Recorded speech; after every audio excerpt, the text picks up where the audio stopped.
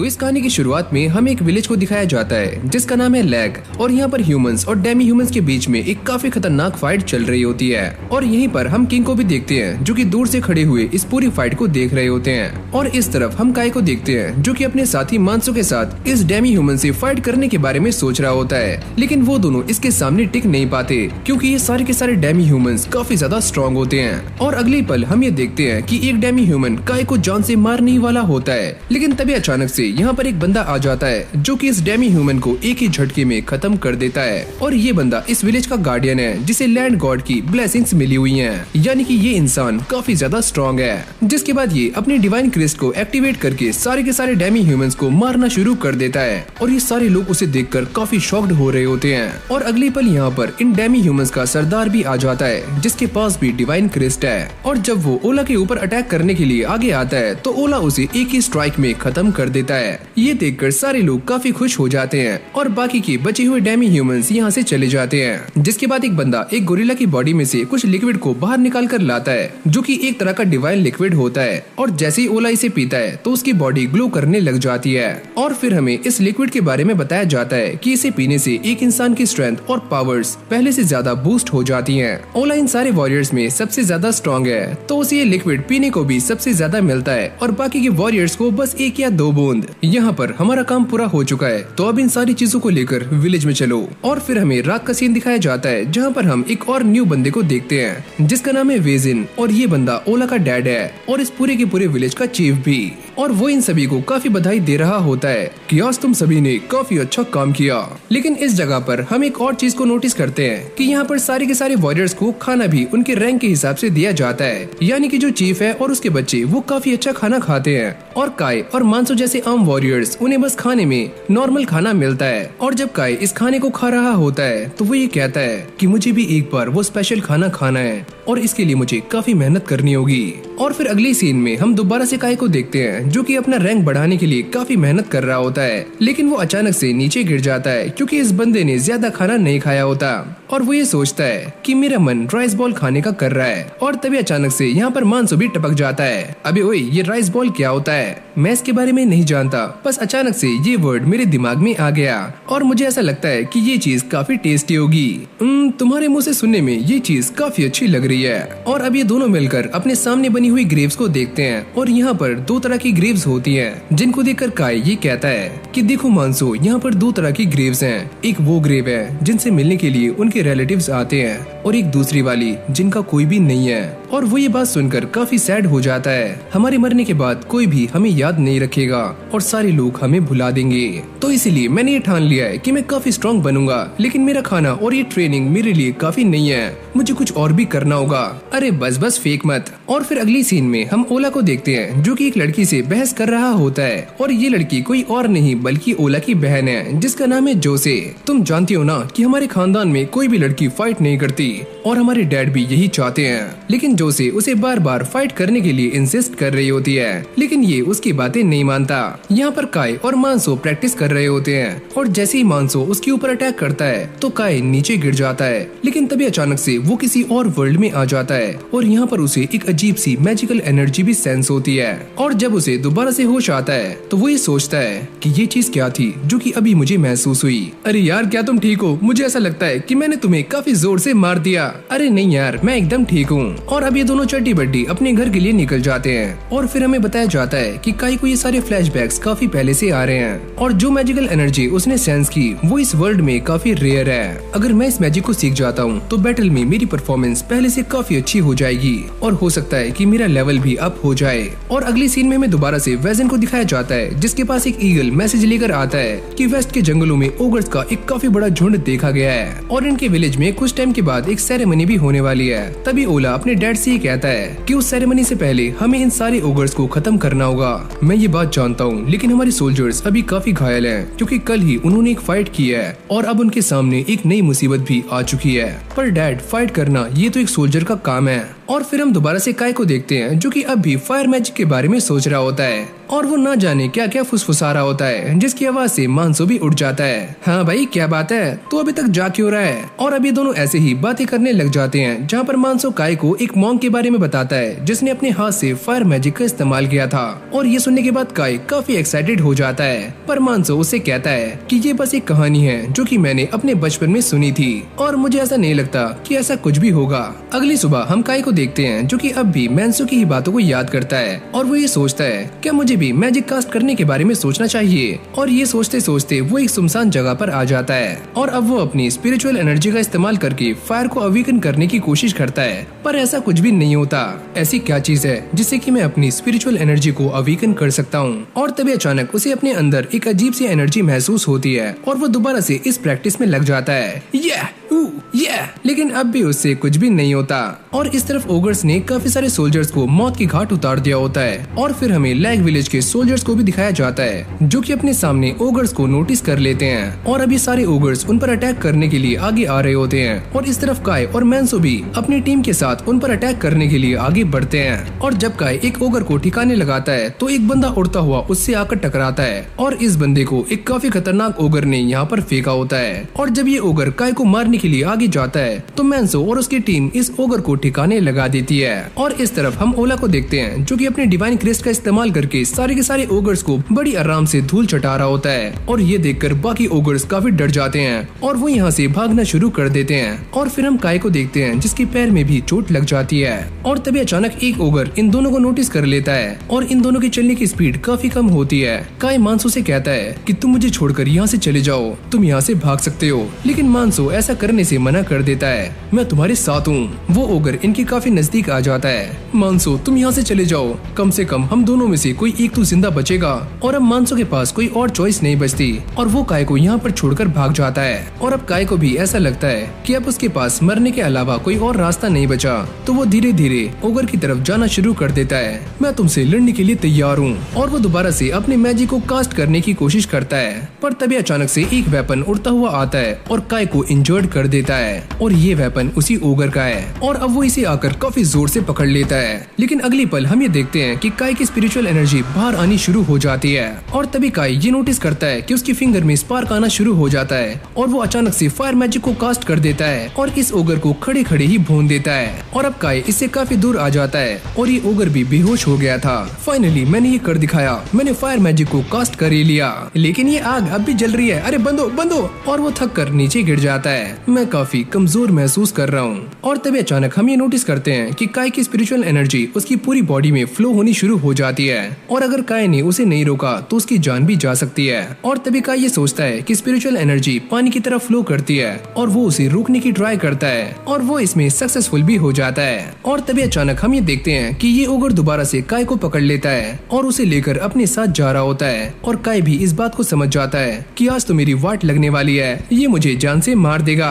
और अब ये दोनों एक खाई के पास आ जाते हैं और जैसे काय उसके ऊपर स्लैश करता है तो ये दोनों ही खाई में गिर जाते हैं। लेकिन ऊपर वाले का काफी शुक्र होता है कि नीचे पानी है और काय बच जाता है। और अब काय रेंगते हुए पानी से बाहर आ जाता है और वो ये नोटिस करता है कि उसके सामने वही ओगर मरा हुआ पड़ा है, जिसके बाद वो उसकी बॉडी से उसी चीज को बाहर निकाल लेता है और इस सारी के सारी लिक्विड को एक ही झटके में पी जाता है। और इससे उसकी सारी की सारी स्पिरिचुअल एनर्जी रिकवर हो जाती है और वो आराम से जाकर साइड में एक पेड़ के नीचे सो जाता है। और फिर रात में हम मानसो को देखते हैं जो कि अब भी ये बात सोच रहा होता है कि शायद से काय मर चुका है। और यहाँ पर हम बाकी सोल्जर्स को भी देखते हैं जो काफी घायल हो चुके हैं और उन सभी का इलाज चल रहा है। लेकिन यहाँ पर काय मस्ती से घोड़े बेचकर सो रहा होता है और तभी पेड़ से एक रोशनी काय के ऊपर पड़ती है। और अब अगली सुबह काय ये नोटिस करता है कि उसकी सारी की सारी इंजरीज ठीक हो चुकी हैं। अब मैं एकदम फिट महसूस कर रहा हूँ। और तभी अचानक वो अपने सामने एक चट्टान जैसी चीज देखता है जिसके ऊपर कुछ लिखा हुआ होता है और वो अपने फायर मैजिक का इस्तेमाल करके इसके ऊपर से सारी गंदगी हटाने की कोशिश करता है। लेकिन तभी अचानक यहाँ पर एक काफी खतरनाक ब्लास्ट होता है और काय उड़कर काफी पीछे जाकर गिरता है और वो ये देखकर काफी चौंक जाता है क्योंकि अचानक से उसकी मैजिकल पावर्स काफी स्ट्रॉन्ग हो चुकी हैं। और अगली पल उसके चेहरे पर भी डिवाइन क्रिस्ट मार्क आ जाता है, लेकिन अगली पल वो भी गायब हो जाता है। ये सारी बातें काय के सर के ऊपर से जा रही होती हैं कि आखिरकार उसके साथ क्या हो रहा है और वो ये डिसाइड करता है कि वो दोबारा से विलेज जाएगा, जिसके लिए वो भागना शुरू करता है और साथ में क्लाइंबिंग भी। और जब उसका डिवाइन क्रिस्ट दोबारा से एक्टिवेट होता है तो वो अपने हाथ में रखे हुए पत्थर को बड़ी आराम से तोड़ देता है और तभी अचानक से उसे एक आवाज आती है कि तुम यहाँ से चले जाओ। अबे ओए कौन बोला बे? और जब काय अपनी न्यू पावर्स का इस्तेमाल करता है तो वो इस पहाड़ को बड़ी आराम से क्लाइंब कर लेता है। लेकिन काय को अब भी ये सारी बात समझ नहीं आती कि उसकी ये पावर डिवाइन क्रिस्ट की है या फिर कुछ और, क्योंकि ऐसी पावर्स तो लैंड गॉड ऑफर करते हैं। और वो ये सोचता है क्या मैं आज तक किसी गॉड से मिला भी हूँ? लेकिन काय को ये सारी बातें पल्ले नहीं पड़ती और वो ये डिसाइड करता है कि जब तक मुझे इन सारी पावर्स के बारे में सही से पता नहीं लग जाता तो मैं इसके बारे में किसी को भी नहीं बताऊंगा। और इस तरफ विलेज में उसके चड्डी बड्डी दोस्त ने काय की ग्रेव बना दी होती है। लेकिन तभी काय उसके सामने आ जाता है और मानसो उसे देखकर काफी खुश होता है। और इस तरह से काय इस विलेज में सारा काम करना शुरू कर देता है। और जब वो एक खेत को जोत रहा होता है तो वो ये सारा काम काफी फुर्ती से करता है और सारे लोग ये देखकर काफी हैरान हो जाते हैं कि काय ये सारा काम बड़ी तेजी से कर रहा है। हाँ भाई छोटू रुक जा, तूने पहले से काफी काम कर लिया है। और काय भी ये देखकर काफी शॉक्ड हो जाता है तो वो फटाक से पानी में अपना चेहरा देखता है, कहीं मेरा डिवाइन क्रिस्ट दोबारा से आ तो नहीं गया। लेकिन ऐसा कुछ भी नहीं होता और काय भी इस बात को समझ जाता है कि जब तक वो अपनी पूरी ताकत का इस्तेमाल नहीं करेगा तब तक उसका डिवाइन क्रिस्ट सामने नहीं आएगा। और अब ये सारे पेड़ की ठंडी छांव में काय से बातचीत कर रहे होते हैं। हाँ भाई काय तू इतना स्ट्रॉन्ग कैसे हुआ? अरे यार मैं इनको क्या बताऊं, वैसे मैंने जिस ओगर को मारा था मैंने उसका गोल्ड स्टोन पी लिया जिससे मेरी पावर्स पहले से काफी गुना बढ़ चुकी हैं। लेकिन अभी इन सारे बंदों को काय की बातें हजम नहीं होती और तभी काय उनसे कहता है अरे यार मैं तुम्हें सारा कुछ बताता हूँ। जब मैं विलेज की तरफ आ रहा था तो मुझे रास्ते में 10 ओगर्स मिले और मैंने उन 10 ओगर्स का ही गोल्ड स्टोन पी लिया जिससे मेरी पावर्स पहले से काफी गुना बढ़ चुकी हैं। अरे वाह काय कांग्रेचुलेशंस। और फिर यही पास में हम एक लड़की को देखते हैं जिसका नाम है एल्सा और वो काय को काफी गौर से देख रही होती है और उसकी सहेलियां कहती हैं क्या तुम इससे प्यार व्यार करती हो? और वो काफी घबरा कर यहाँ से भाग जाती है। और फिर अगली सीन में हमें दोबारा से जोशी को दिखाया जाता है जो कि इस बंदे के पास आकर उससे पूछती है कि सारी तैयारियां हो चुकी हैं और वो ये कहता है हाँ मैंने सारी तैयारियां कर ली हैं, आप इन्हें चेक कर सकती हो। और फिर हम दोबारा से काय को देखते हैं जो कि अपनी मैजिकल पावर्स की प्रैक्टिस कर रहा होता है और वो ये देखकर काफी हैरान हो जाता है कि उसकी मैजिकल पावर्स पहले से भी काफी स्ट्रांग हो चुकी हैं। लेकिन जोशी भी ये सारा कुछ देख लेती है और अब वो काय के पास आकर उससे पूछती है कि तुम ये सब क्या कर रहे थे? और काय को समझ नहीं आता कि वो इसके सामने क्या जवाब दे और वो इसके सामने अपनी सारी की सारी पोल पट्टी खोल देता है और वो ये कहता है कि मैं जिस मैजिक का इस्तेमाल कर रहा था वो मेरी फायर एबिलिटी है। लेकिन जोशी ये सारी बातें सुनने के बाद कुछ ज्यादा हैरान नहीं होती क्योंकि वो ऐसे ही सिमिलर एबिलिटी के बारे में पहले से ही जानती है और साथ ही में वो ये बताती है कि एलीट लोगों के पास कुछ ऐसी ही पावर्स होती हैं और यहाँ तक कि कुछ मॉन्क्स भी हार्ड ट्रेनिंग करके इस पावर को अचीव कर सकते हैं। और काय भी ये सारी बातें बड़ी गौर से सुन रहा होता है। लेकिन जोशी इस बात को देखकर काफी हैरान हो जाती है कि काय ने इतनी सारी स्पिरिचुअल एनर्जी का इस्तेमाल किया है लेकिन अब भी वो काफी ठीक ठाक है। लेकिन तभी अचानक से उसे काय के बारे में चल रहे सारे के सारे रूमर्स याद आते हैं कि काय ने काफी सारे गोल्ड स्टोन्स को पी लिया है जिससे उसकी स्पिरिचुअल पावर्स पहले से काफी गुना इंक्रीज हो चुकी हैं। और काय भी ये सोचता है कि वो इसके बारे में इतना कुछ कैसे जानती है और वो ये कहती है क्या तुम मेरे साथ ट्रेनिंग कर सकते हो? और अगली सीन में ये दोनों ट्रेनिंग कर रहे होते हैं और गाय को इसके साथ ट्रेनिंग करने में थोड़ी सी दिक्कतें आ रही होती हैं क्योंकि जोशी कोई आम लड़की नहीं है, वो भी एक गार्डियन बियरर है। और काय भी इस बात को जानता है कि वो इसके सामने अपनी डिवाइन क्रेस्ट की पावर को एक्टिवेट नहीं कर सकता क्योंकि इससे काफी दिक्कतें हो सकती हैं। तो वो अपने आप को काफी लिमिट में रखकर इससे फाइट कर रहा होता है। जोशी भी उससे फाइट करते करते अपनी डिवाइन क्रेस्ट को एक्टिवेट कर रही होती है और ऐसी ही ये ट्रेनिंग चलती रहती है। और अगली सीन में हम ये देखते हैं कि काय इस बात को देखकर काफी शॉक्ड हो जाता है कि उसने अपने डिवाइन क्रेस्ट को बिना एक्टिवेट किए इस ट्रेनिंग को पूरा कर लिया है। मैं ये समझ चुका हूँ कि मेरे पास जो पावर्स हैं वो बाकी सबसे काफी अलग हैं। अगर मैं अपनी पावर्स का सही तरीके से इस्तेमाल करूँ तो मेरे सामने जोशी जैसे भी गार्डियन बियरर कुछ भी नहीं है। अरे काय तुम कहाँ पर रह गए, मेरे लिए पानी लेकर आओ। और अब काय उसके पास पानी लेकर आ जाता है और वो उससे डरते हुए ये पूछता है क्या सारे के सारे गार्डियन बियरर की पावर्स एक जैसी नहीं होती, क्या वो अलग अलग होते हैं? और अब जोशी उसे ये बताती है कि मेरे बड़े भाई और मेरे फादर मुझसे काफी ज्यादा स्ट्रॉन्ग हैं और गार्डियन बियरर्स की पावर्स उनके लैंड गॉड पर डिपेंड करती है और मैं उन सभी में काफी वीक हूँ। और साथ ही में वो ये कहती है कि गार्डियन बियरर को स्ट्रॉन्ग बनने के लिए टाइम टू टाइम ट्रेनिंग करनी पड़ती है और मैं इन सारी ट्रेनिंग्स में काफी कमजोर हूँ। और जब काय ये सारी बातें सुनता है तो वो जोशी की तारीफें करना शुरू कर देता है। अरे नहीं नहीं ऐसा नहीं है, आप तो काफी स्ट्रॉन्ग हो। इसका मतलब तुम ये कहना चाहती हो कि औरतों को स्ट्रॉन्ग बनने की जरूरत नहीं है। मुझे ऐसा लगता है कि तुम भी बाकियों की तरह ही सोचते हो। और साथ ही में वो ये बताती है कि गार्डियन बियरर सिर्फ लैंड को ही प्रोटेक्ट नहीं करते, इसके अलावा उनके काफी सारे काम भी होते हैं। और ये सुनने के बाद काय काफी हैरान हो जाता है और वो उससे कहने वाला होता है कि मेरा मतलब ये नहीं था।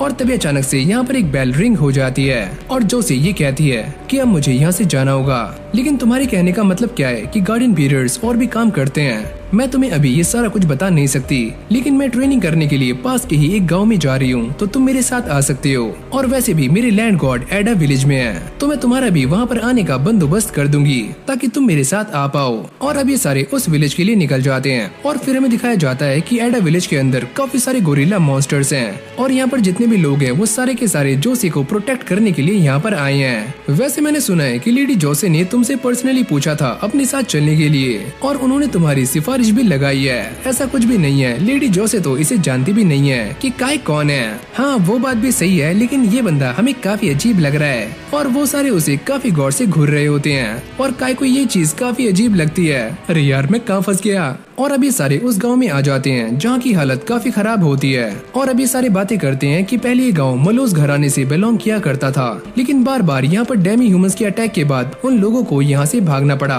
और इस गांव की ऐसी हालत देखने के बाद ये सारे लोग काफी हैरान हो जाते हैं। और अब ये बंदा कहता है कि यहाँ से सारे लोग जा चुके हैं, लेकिन अब भी यहाँ पर काफी लोगों की कब्रें हैं और ये सारे लोग बार बार यहाँ पर आते हैं ताकि उन्हें श्रद्धांजलि दे सकें। और साथ ही में वो ये भी कहता है कि यहाँ के लैंड गॉड की ब्लेसिंग्स यहाँ से उड़ चुकी है, तो इसीलिए यहाँ की मिट्टी में कुछ भी नहीं उगता और किसी भी मिट्टी में पैदावार तभी होती है जब वहाँ पर लैंड गॉड की ब्लेसिंग्स हो। लेकिन इस जगह पर अब ऐसा कुछ भी नहीं है। और तभी यहाँ पर जोसी आ जाती है और वो काय को अपने साथ चलने के लिए कहती है वैसे हम कहाँ पर जा रहे हैं। और अब ये दोनों एक खाली जगह पर आ जाते हैं जहाँ पर इनके सामने काफी सारे फ्लावर्स होते हैं और जोसी नीचे बैठकर प्रे करना शुरू कर देती है। और काय ये देखकर काफी हैरान हो जाता है और वो जोसी से कुछ पूछने ही वाला होता है, लेकिन वो उसे चुप कर देती है। और तभी अचानक काय ये नोटिस करता है कि जोसी की बॉडी से एक अजीब तरह का ऑरा निकलना शुरू हो जाता है और जोसी उसे ये बताती है कि मैं अपने लैंड गॉड से प्रे कर रही हूँ और ये प्रे वही लोग कर सकते हैं जो कि लैंड गॉड के द्वारा चुने गए होते हैं। और जब वो प्रे कर रही होती है तो उसकी बॉडी का कुछ ऑरा इन प्लांट्स के अंदर जाना शुरू हो जाता है।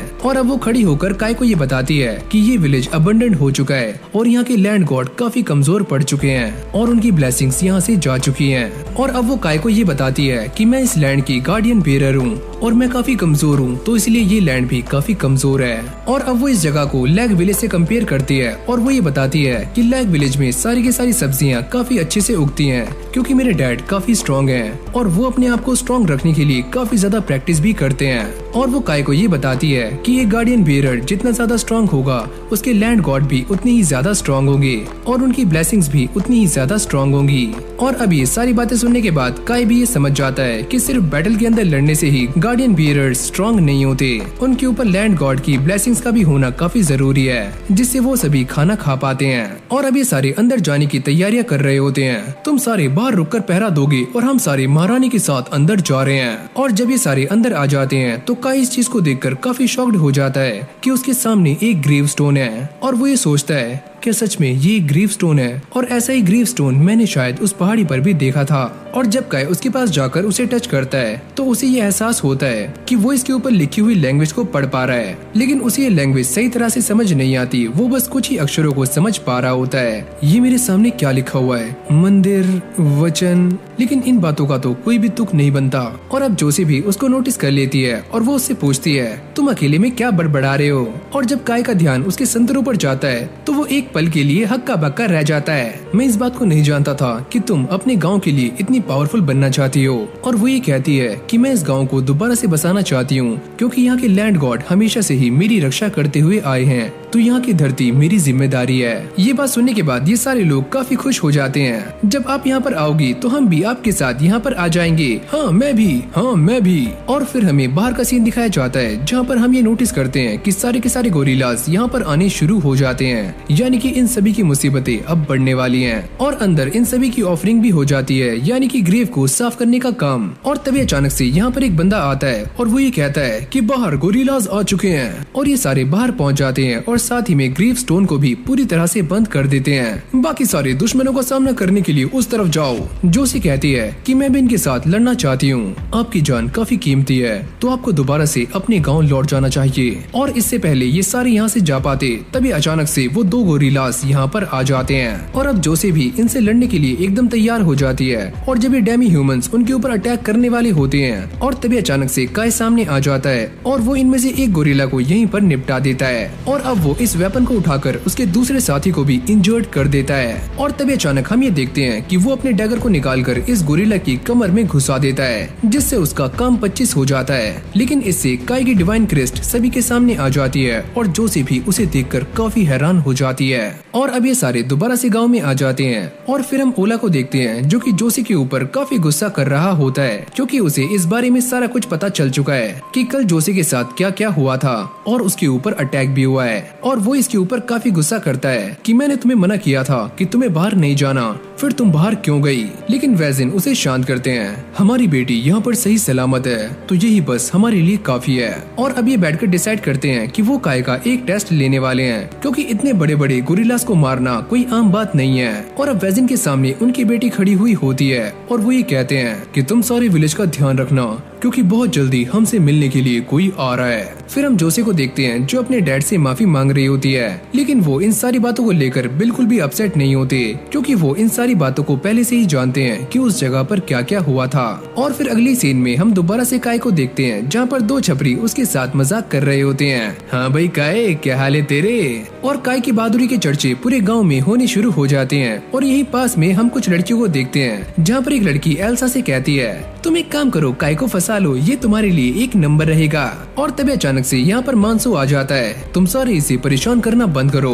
और अब यहाँ पर जोसे भी आ जाती है जो कि काय को लेकर एक सुनसान जगह पर आ जाती है और वो उससे बातें कर रही होती है और साथ में उसकी डिवाइन क्रिस्ट के बारे में भी पता करती है। लेकिन काय जब उसके पास खड़ा हुआ होता है तो उसे ये डिवाइन क्रिस्ट कहीं भी नजर नहीं आती, तो उसको ऐसा लगता है कि ये उसका एक धोखा था। और इस फाइट में हारने के बाद गोसे इस बात को तो समझ जाती है कि वो काफी वीक है, तो वो काय से कहती है कि मैं आपसे काफी स्ट्रॉन्ग ट्रेनिंग करने वाली हूँ और क्या तुम भी मेरे साथ ट्रेनिंग करोगे। अरे यार मैं अब क्या कहूँ, चलो मान लेता हूँ। और यहीं पास में हम कुछ और बंदों को देखते हैं और उन्हें ऐसा लगता है कि ये दोनों खोपचे में जाकर गुलू गुलू करने वाले हैं। और अगली सीन में हम दोबारा से काय को देखते हैं जो काफी थक जाता है, लेकिन तभी यहाँ पर एक लड़की आती है जो कि काय को पानी पिलाती है और ये वही लड़की है जिसका नाम है एल्सा। और एक यहाँ पर हमें जिसे कोई भी लड़की भाव नहीं देती। इन दोनों को देखकर मानसू को ऐसा लगता है कि इन दोनों के बीच में कोई न कोई चक्कर चल रहा है। हाँ भाई क्या बात है तेरी, क्या चक्कर है इसके साथ। लेकिन तभी अचानक काय को एक बर्ड की आवाज सुनाई देती है और ये आवाज वही है जो कि उस दिन काय को खाई में भी सुनाई दी थी, लेकिन वो इसे इग्नोर कर देता है। और रात में भी काय के साथ कुछ ऐसा ही होता है, उसे दोबारा से उसी पक्षी की आवाज सुनाई देती है और वो उसका पीछा करना शुरू कर देता है और वो एक काफी लंबी जंप लगाता है जिससे वो इस काफी बड़ी पहाड़ी को भी एक ही झटके में पार कर लेता है। और ऐसे ही वो ग्रेविटी की माँ बहन करते हुए आगे जा रहा होता है और जाकर इस खाई में कूद जाता है जिसके अंदर काफी सारा पानी होता है और वो मस्त इसके अंदर नहाता है। और अब काय यहाँ पर एक ट्री के सामने आ जाता है जिसके चारों तरफ ये पंछी घूम रहा था और वो अचानक से गायब हो जाता है। और जब काय इस पत्थर को देखता है तो वो इतना तो समझ जाता है कि ये एक ग्रेव स्टोन है और वो इसके ऊपर लिखी हुई लैंग्वेज को पढ़ने का ट्राई करता है, लेकिन इस बार वो इसे पढ़ नहीं पाता। लेकिन इसके बावजूद भी वो इस स्टोन को थैंक्स बोलता है, क्योंकि काय को ऐसा लगता है कि ये वही स्टोन है जिसने काय की जान बचाई है और साथ ही में वो इसे क्लीन भी कर देता है। और अब काय इस जगह पर रहकर काफी मस्ती करता है, वो कभी खाना खाता है और साथ में पानी भी पी लेता है और वो ये सोचता है कि इस जगह पर खाने पीने की कोई भी दिक्कत नहीं है, तो क्यों ना मैं यहाँ पर अपना एक घर बना लूँ, ये जगह मेरे लिए एकदम परफेक्ट रहेगी। और अब काय अपना घर बनाने के लिए एक पहाड़ी पर आ जाता है और वो इस ट्री को काटने की कोशिश करता है और वो ये सोचता है कि इसे काटने के लिए मेरा डैगर काफी छोटा है, तो वो अपने फायर मैजिक का इस्तेमाल करता है, लेकिन इससे यहाँ पर आग लग जाती है। अरे यार ये क्या हुआ, इसे तो पूरे जंगल में आग लग जाएगी। और वो जल्दी से इसे बुझा देता है और अब काय को अपनी प्रीवियस लाइफ की मेमोरीज याद आनी शुरू हो जाती हैं, जहाँ पर उसने मॉलिक्यूलर बॉन्ड के बारे में पढ़ा था। और वो ये सोचता है कि अगर मैं इस ट्री के मॉलिक्यूलर बॉन्ड्स को अलग कर दूं तो मैं इसे काफी आराम से काट सकता हूं। और अब वो दोबारा से अपनी स्पिरिचुअल एनर्जी को फोकस करना शुरू करता है ताकि वो एक अलग तरीके से इस ट्री को काट पाए। लेकिन तभी अचानक उसे पास से एक आवाज आती है जिससे वो काफी चौंक जाता है और इस तरफ हम ये देखते हैं कि काय ने इस टेक्निक का इस्तेमाल करके लगभग इस ट्री को काट ही दिया होता है। और जब काय आगे जाकर देखता है तो वो ये नोटिस करता है कि यहाँ पर काफी सारे मॉन्स्टर्स अपना शिकार ढूंढ रहे हैं, तो तो काय उन्हें देखकर काफी हैरान हो जाता है और साथ में काय ये भी नोटिस करता है कि यहाँ पर काफी सारे लोग हैं और उसको ऐसा लगता है कि ये सारे लोग वैली पर कब्जा करने के लिए आए हुए हैं। तो वो इनके ऊपर अटैक करने के लिए आगे चला जाता है और साथ में अपनी डिवाइन क्रिस्ट को भी एक्टिवेट कर लेता है। लेकिन पास जाने के बाद वो ये नोटिस करता है कि ये सारे ड्वार्फ्स हैं जो कि एक अलग ही लैंग्वेज में बात कर रहे होते हैं, अब्बा डब्बा जब्बा जब्बा जब्बा अब्बा।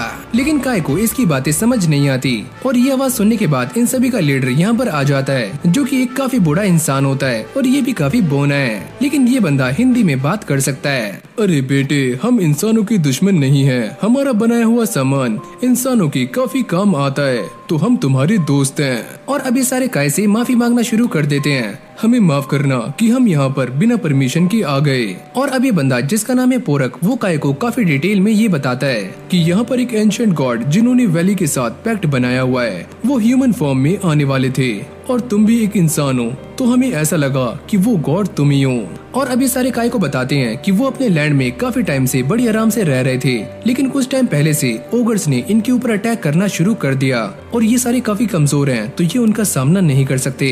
तो अब इन सारी चीजों को बचाने की जिम्मेदारी बस तुम्हारी है, क्योंकि तुम ही हमारे गॉड ऑफ जस्टिस हो। और ये सारी बातें काय के सर के ऊपर से जा रही होती हैं और वो पहले से ही परेशान है, तो उसे ये बातें समझ नहीं आती। लेकिन यहाँ पर एक छोटा सा डॉर्फ होता है, वो ये कहता है कि तुम्हें देखकर ऐसा नहीं लगता कि तुम हमारे गॉड ऑफ जस्टिस हो। अरे बच्चे, भले ही मेरे पास आंखें नहीं है, लेकिन मैं बता सकता हूँ कि ये इंसान वही है। और अब पोरक ये बताता है कि जब वो जवानी में इस वैली के अंदर आया था तो गॉड ने उसकी दोनों आंखें फोड़ दी थी, लेकिन वो अब भी बिना आंखों के ये बता सकता है कि काय वही इंसान है जिसको वो ढूंढ रहे हैं। और अब पोरक काय को ये बताता है कि हमने वैली गॉड को खुश करने के लिए एक सैक्रिफाइस भी तैयार कर लिया है, जो कि है मेरी पोती और उसका नाम है आरुवी। और अभी सारे काय को दिखाते हैं कि उन्होंने इस रस्सी से आरुवी को बांधा हुआ है, लेकिन तभी अचानक से ये रस्सी टूट जाती है और काय उसे बचाने के लिए नीचे भागता है, लेकिन इससे पहले काय उसे बचा पाता वो नीचे गिर जाती है और काफी इंजर्ड भी हो जाती है। और अब काय इसको देखकर ये सोचता है कि शायद मैं अपने मैजिक का इस्तेमाल करके इसको हील कर सकता हूँ। और तभी काय को एक फ्लैशबैक आता है कि उसने सेल्स के रीजनरेशन के बारे में पढ़ा हुआ है और वो अपने मैजिक का इस्तेमाल करके आरुवी की बॉडी के अंदर सेल्स को दोबारा से प्रोड्यूस करना शुरू कर देता है और ये तरीका भी काम करता है, जिससे आरुवी एकदम ठीक हो जाती है। और तभी काय को ऊपर से एक आवाज आती है और जब वो ऊपर जाकर देखता है तो वो ये नोटिस करता है कि यहाँ पर ओगर्स ने अटैक कर दिया है और वो एक के बाद एक सारे लोगों को मार रहे हैं। और तभी काय अपना डैगर निकालता है और एक ओगर को ठिकाने लगा देता है और अब वो चलते चलते इन ओगर्स के बॉस के सामने आ जाता है, जिसके चेहरे पर भी डिवाइन क्रिस्ट होती है, यानी कि ये ओगर भी काफी ताकतवर है। और तभी अचानक काय ये नोटिस करता है कि उसे उस ग्रेव स्टोन में से एक आवाज आती है कि तुम इन सारे ओगर्स को जान से मार दो। और अब पोरक भी उसकी हेल्प करने के लिए यहाँ पर आ जाता है और काय ये नोटिस करता है कि इसके पास भी डिवाइन क्रिस्ट है। और अब ये दोनों एक एक करके सारे के सारे ओगर्स को मारना शुरू कर देते हैं और पोरक भी उन्हें काफी गंदे तरीके से मार रहा होता है, लेकिन उसकी उम्र हो चुकी है तो वो काफी जल्दी थक जाता है और अब सारी की सारी जिम्मेदारियाँ काय के ऊपर आ चुकी हैं। जिसके बाद काय यहाँ पर पड़ा हुआ एक वेपन उठा लेता है, जिसको देखकर इस ओगर की फटनी शुरू हो जाती है और वो ये कहता है कि सुनो, ये तुम्हारी लड़ाई नहीं है तो तुम यहाँ से हट जाओ, हम तुम्हें कुछ भी नहीं करेंगे। मैं जानता हूँ कि ये लड़ाई मेरी नहीं है, लेकिन तुमने इस वैली के अंदर घुसकर काफी बड़ी गड़बड़ कर दी है और तुम्हें इसकी सजा जरूर मिलेगी। और तभी पोरक ये नोटिस करता है कि काय के अंदर गॉड ऑफ जस्टिस की पावर्स आ चुकी हैं और उसका ऑरा काफी खतरनाक लग रहा है। ये देखकर इस ओगर की फटनी शुरू हो जाती है और वो काय के ऊपर अटैक कर देता है, लेकिन काय अपनी डिवाइन पावर का इस्तेमाल करके पहले इसके हाथ को काटता है और बाद में अपने हाथ को इसकी छाती के अंदर घुसा देता है। और अब पोरक इसे देखकर ये बताता है कि ये वही गॉड है जिसने मेरी आंखों को मुझसे छीन लिया था। और इस तरफ हम ये देखते हैं कि काय इस गार्डियन बियरर को खत्म करके उसके गॉड स्टोन को बाहर निकाल लेता है और उसकी बॉडी से एक अजीब सा ऑरा भी बाहर निकल रहा होता है। और फिर हम काय को देखते हैं जिसने पहली बार गार्डियन बियरर को खत्म कर दिया होता है। और तभी पोरक ये बताता है कि जो भी गार्डियन बियरर को खत्म करके उसके गॉड स्टोन को बाहर निकालता है और उसके डिवाइन लिक्विड को पीता है तो उस बियरर की सारी पावर्स उसके अंदर आ जाती हैं। और अब काय इस गॉड स्टोन को काटकर एक हिस्सा पोरक को भी दे देता है, क्योंकि उसने भी इसकी हेल्प की थी। और जैसे ही पोरक इसे पीता है तो उसके पेट में दर्द होना शुरू हो जाता है, लेकिन वो अचानक से एकदम सही भी हो जाता है। और शुरू में काय के ऊपर इसका कोई भी असर नहीं पड़ता, लेकिन अचानक से उसे भी कुछ होने लगता है और ये सारे उसे देखकर काफी परेशान हो जाते हैं। और फिर हम देखते हैं कि लैंड गॉड की एनर्जी भी उसके अंदर से बाहर निकल जाती है। और तभी काय ये फैसला करता है कि वो दोबारा से वैली के अंदर जाएगा और वो सभी को मना करता है कि कोई भी मेरे पीछे मत आना, मैं अपने आप ही सही हो जाऊंगा।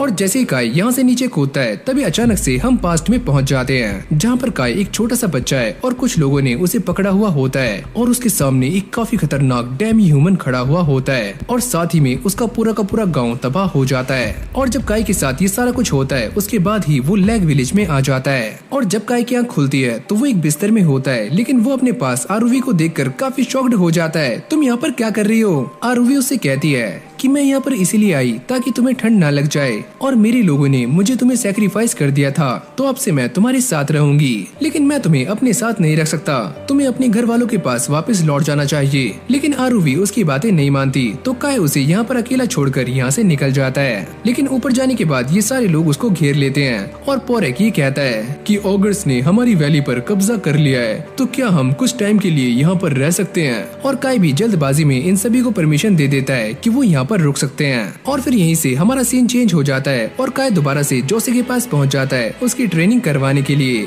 तुम काफी लेट हो। अरे वो बस मैं थोड़ा सो गया था और मेरी आँख काफी देर से खुली। और फिर हम काय के दोस्तों को देखते हैं जो कि आराम से अपना दिहाड़ी मजदूरी कर रहे होते हैं। और तभी यहाँ पर चीफ आ जाते हैं और वो ये कहते हैं, क्या तुम जानते हो कि काय कहाँ पर है? ये सुनते ही इन सभी की फट जाती है और इन सभी को ऐसा लगता है कि काय ने पक्का कोई न कोई कांड कर दिया है। और अब अगली सीन में हम ये देखते हैं कि काय और चीफ के बीच में एक फाइट होने वाली है। और जैसे कि हम जानते हैं कि चीफ काय का एक टेस्ट लेने वाले हैं कि काय कितना स्ट्रॉन्ग है। और तभी काय को पोरेक की बातें याद आती हैं कि उसे अपनी पावर्स को सभी के सामने रिवील नहीं करना है। अगर ऐसा हुआ तो उसके लिए काफी मुसीबतें आ जाएंगी। और अगले पल हम ये देखते हैं कि चीफ काय के ऊपर एक के बाद एक अटैक्स करना शुरू कर देता है और ये अटैक्स काफी दमदार होते हैं, जिससे काय की डिवाइन क्रिस्ट सामने आनी शुरू हो जाती है। लेकिन वो इसे किसी तरीके से शांत करता है और एक नूब की तरह चीफ के साथ लड़ना शुरू कर देता है। और अब वो चीफ का पैर पकड़कर उसे गिराने की कोशिश करता है, लेकिन तभी चीफ उसकी एक जोरदार लात मारता है जिससे काय नीचे गिर जाता है। और सारे लोग ये देखकर काफी परेशान हो जाते हैं। तो चलो बच्चे, आज हम इस टेस्ट को यहीं पर रोकते हैं और कल अपनी पूरी ताकत के साथ आना।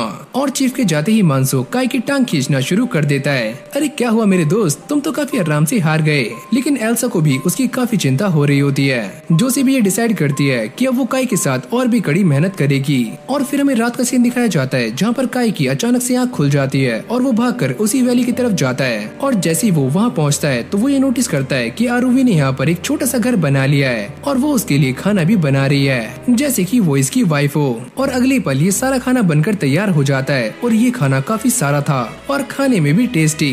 और काय को भी ये खाना काफी पसंद आता है और वो इसे पेट भर के खाता है। और अगली सुबह हम ये देखते हैं कि काय को पहले के मुकाबले खाना काफी ज्यादा मिलता है और उसके दोस्त आकर उसे परेशान करना शुरू कर देते हैं। और पास ही में हम एल्सा को देखते हैं जिसकी लड़ाई एक बंदी के साथ हो जाती है, क्योंकि एल्सा काफी घूर घूर कर काय को देख रही होती है। तो वो अचानक से इस बंदे की प्लेट में ज्यादा खाना डाल देती है और अब वो इससे ये खाना वापस मांग रही होती है। और ऐसे ही करते करते काय के काफी सारे दिन गुजर जाते हैं, जहाँ पर वो मेहनत करता है, रात में फल खाता है, वैली में जाता है और साथ ही में आरुवी की हेल्प भी करता है। और फिर हम ये देखते हैं कि जब ये सारे मिलकर एक बड़े से पत्थर को हिलाने की कोशिश करते हैं तो वो इनसे टस से मस नहीं होता। और तभी अचानक से चीफ यहाँ पर आ जाते हैं और वो अपनी फिजिकल स्ट्रेंथ का इस्तेमाल करके इस बड़े से पत्थर को आराम से उठाकर दूर फेंक देते हैं, जिसको देखकर ये सारे लोग काफी चौंक जाते हैं। और फिर हमें रात का सीन दिखाया जाता है जहाँ पर काय एक फूल को हील करने की कोशिश करता है, लेकिन वो इसमें फेल हो जाता है। और अगली सुबह जब वो विलेज में आता है तो वो एल्सा को देखता है जो कि काफी सारे फ्लावर्स के बीच में होती है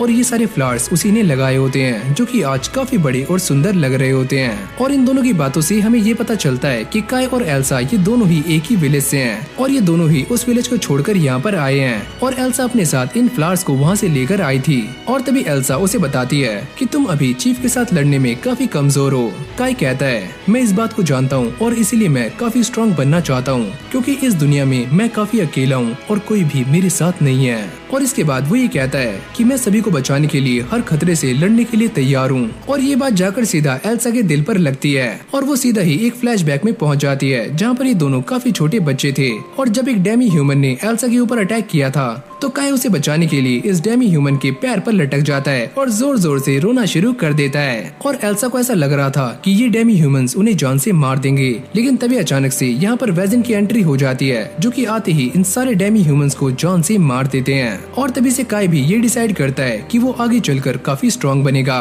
और फिर हमारा सीन दूर एक जंगल में आ जाता है जहाँ पर हम काफी सारे ओगर्स को देखते हैं जो कि काफी हट्टे कट्टे होते हैं और साथ में उन्होंने आर्मर्स भी पहने होते हैं। और वो इस इलाके में आते ही सारे के सारे डेमी ह्यूमंस को मारना शुरू कर देते हैं और साथ में इस इलाके के ओगर्स को भी। और अब इन सभी का अगला टारगेट है वो वैली जहाँ पर काय के लैंड गॉड रहते हैं। और फिर हमें वैली में आरुवी को दिखाया जाता है जो कि काय के लिए एक ड्रेस बनाती है और काय को ये ड्रेस काफी पसंद भी आती है। लेकिन ये दोनों इस बात से अनजान है कि उनके सर पर खतरा मंडरा रहा है। और फिर हम दोबारा से काय को देखते हैं जो कि स्टोर हाउस में काम कर रहा होता है और वो एक राइस के दाने को देखकर ये सोचता है कि मुझे राइस बॉल खाने हैं, लेकिन मैं ये नहीं जानता कि वो बनते कैसे हैं। और उसकी ये बात एल्सा भी सुन लेती है जो कि बाहर खड़ी हुई होती है। और अब एल्सा उससे पूछती है कि तुम राइस बॉल के बारे में क्या जानते हो। और काय कहता है कि मैंने उसे कभी खाया तो नहीं है, लेकिन मैंने उसे सपने में देखा है और मैं उसे एक बार खाना चाहता हूँ कि वो कैसा होता है। और उसके सारे दोस्तों को ऐसा लगता है कि वो यहाँ पर गधा मजदूरी कर रहे हैं और काय लड़कियों से गप्पे लड़ा रहा है। और फिर हम चीफ को देखते हैं जो कि सभी को ये ऑर्डर देते हैं कि जल्दी से इस सारे के सारे सामान को सीक्रेट वेयर हाउस में ले जाओ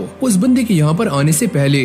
और अब ओला भी यहाँ पर आ जाता है और वो अपने डैड से पूछता है क्या ये सारा सामान छुपाना जरूरी है। और वो ये बताते हैं कि जो इंसान यहाँ पर आ रहा है वो एक फूड इंस्पेक्टर है और अगर उसे एक बार इस गाँव के गोदाम के बारे में पता लग गया तो हो सकता है कि हम सारे गाँव वाले भूखे मर जाएं और मैं ऐसा होने नहीं दूंगा। और जिस इंसान के बारे में ये दोनों बातें कर रहे हैं उसका नाम है गांडाल। ओला कहता है कि हम उसे थोड़े बहुत पैसे देकर यहाँ से भगा नहीं सकते।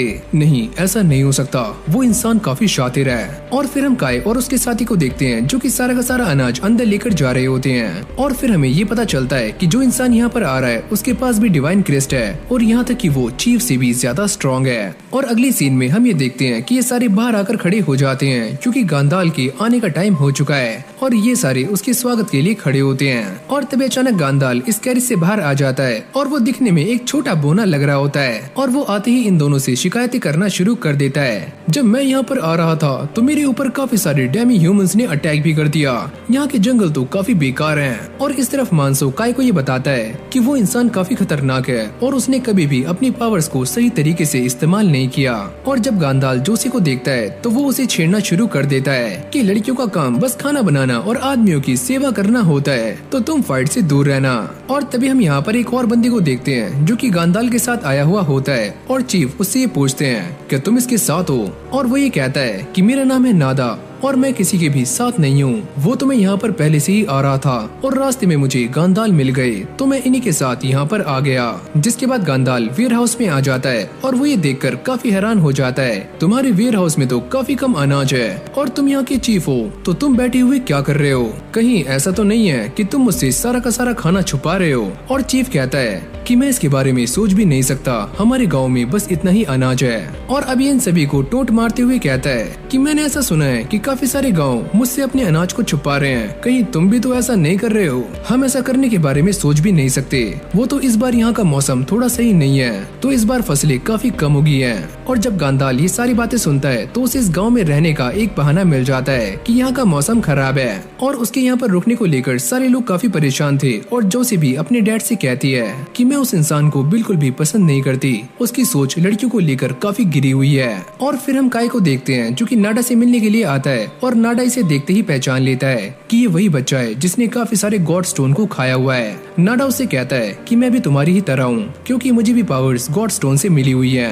और अब वो अपनी डिवाइन क्रेस्ट दिखाते हुए ये कहता है कि कोई भी इंसान प्रैक्टिस करके और गॉड स्टोन को खा के स्ट्रॉन्ग बन सकता है। और फिर हम दोबारा से गांडाल को देखते हैं जिसके सामने खाने के हजारों आइटम रखे हुए होते हैं, लेकिन इस मोटे बुक्खड़ को ये सारे भी कम लगते हैं और वो ये कहता है कि मेरी शान में बस इतना ही। और फिर हम काय के दोस्तों को देखते हैं जिन्हें गांडाल के ऊपर काफी गुस्सा आ रहा होता है, इस बोने की वजह से हमारा खाना काफी कम हो गया। और यहाँ पर खड़े हुए सारे लोग इस बात के लिए होप कर रहे होते हैं कि गांडाल यहाँ से जल्दी चला जाए। और फिर अगली सीन में हम चीफ को देखते हैं जो कि इन सभी के साथ मीटिंग कर रहे होते हैं और ये सारे इस बात को लेकर काफी परेशान होते हैं कि ओगर्स का एक काफी बड़ा ग्रुप इस तरफ आ रहा है और वो ओगर्स पहले वाले से काफी स्ट्रॉन्ग हैं। चीफ कहते हैं नाडा तुम इसके बारे में पता करो और वो ये कहता है कि मैं इस गांव के बारे में ज्यादा कुछ नहीं जानता।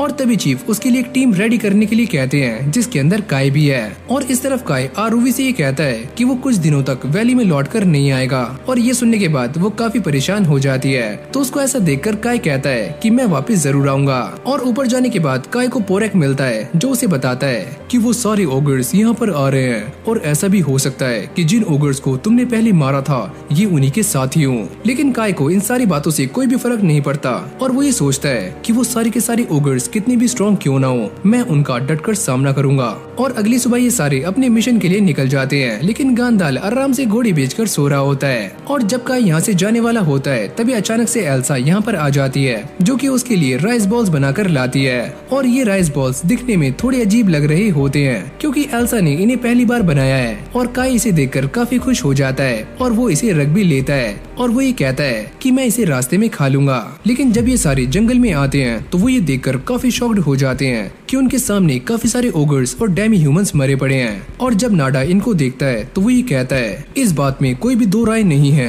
कि उन ओगर्स की टीम में पक्का कोई न कोई काफी स्ट्रॉन्ग है जिसने इन सभी को काफी आराम से मार दिया।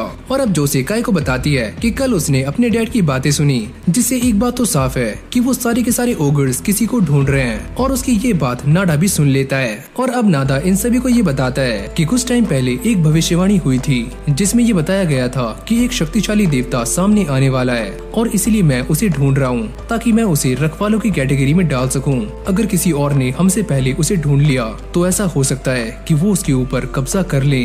और अब नाडा ये बताता है कि जो कोई भी सबसे पहले उस गॉड के पास जाएगा तो वो ताकत उसकी हो जाएगी।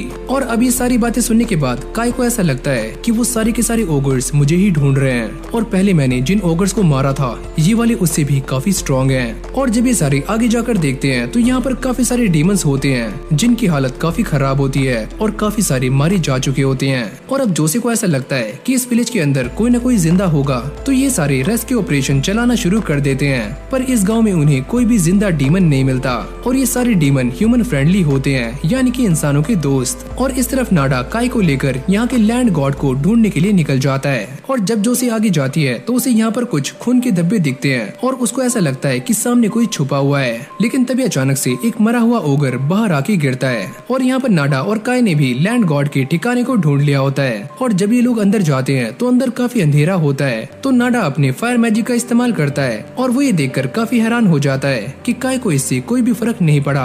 और तभी काय बात को टालते हुए ये कहता है कि मैं इसके बारे में ज्यादा नहीं जानता, मैंने तो बस इसके बारे में पढ़ा है। और अब ये दोनों इस जगह के काफी अंदर आ जाते हैं और अपना काम कर रहे होते हैं। लेकिन तभी अचानक वो ये नोटिस करते हैं कि यहाँ पर एक लड़की पड़ी हुई है जिसको लेकर ये दोनों बाहर आ जाते हैं और ये लड़की भी एक डीमन होती है। और इन सभी को ऐसा लगता है कि ये लड़की यहाँ की राजकुमारी है जो कि ओगर्स के साथ फाइट करते करते मारी गई। ऐसा कुछ भी नहीं है, ये एक लड़की है तो ये ओगर्स के साथ फाइट कैसे कर सकती है, इसे तो बस खाना बनाना और बर्तन मांजना ही आता होगा। ये सुनने के बाद जोसे को इस बंदे के ऊपर काफी गुस्सा आता है। और जब नाडा इस डीमन को चेक करके देखता है तो वो ये बताता है कि ये डीमन काफी बहादुर थी और ये एक साथ 3 ओगर्स के साथ फाइट कर रही थी ताकि ये अपने लोगों को बचा सके। और साथ ही में वो ये कहता है कि जब ओगर्स ने इन डीमंस के ऊपर अटैक करके इनके सींगों को काटना शुरू किया तो उसकी आवाज सुनने के बाद ये लड़की भी बाहर आ गई ताकि वो अपने लोगों को बचा सके। और इसी बीच वो भी मारी गई और इसी मौके का फायदा उठाकर उसके सारे लोग यहाँ से भाग पाए और इसीलिए हमें इस विलेज के अंदर ज्यादा लाशें नहीं मिली हैं। और अब ये सारी कहानी सुनने के बाद इस बंदे को भी शर्म आ जाती है और अगली सीन में ये सारे इन डीमंस की ग्रेव बना देते हैं। और नाडा को ये बात समझ नहीं आती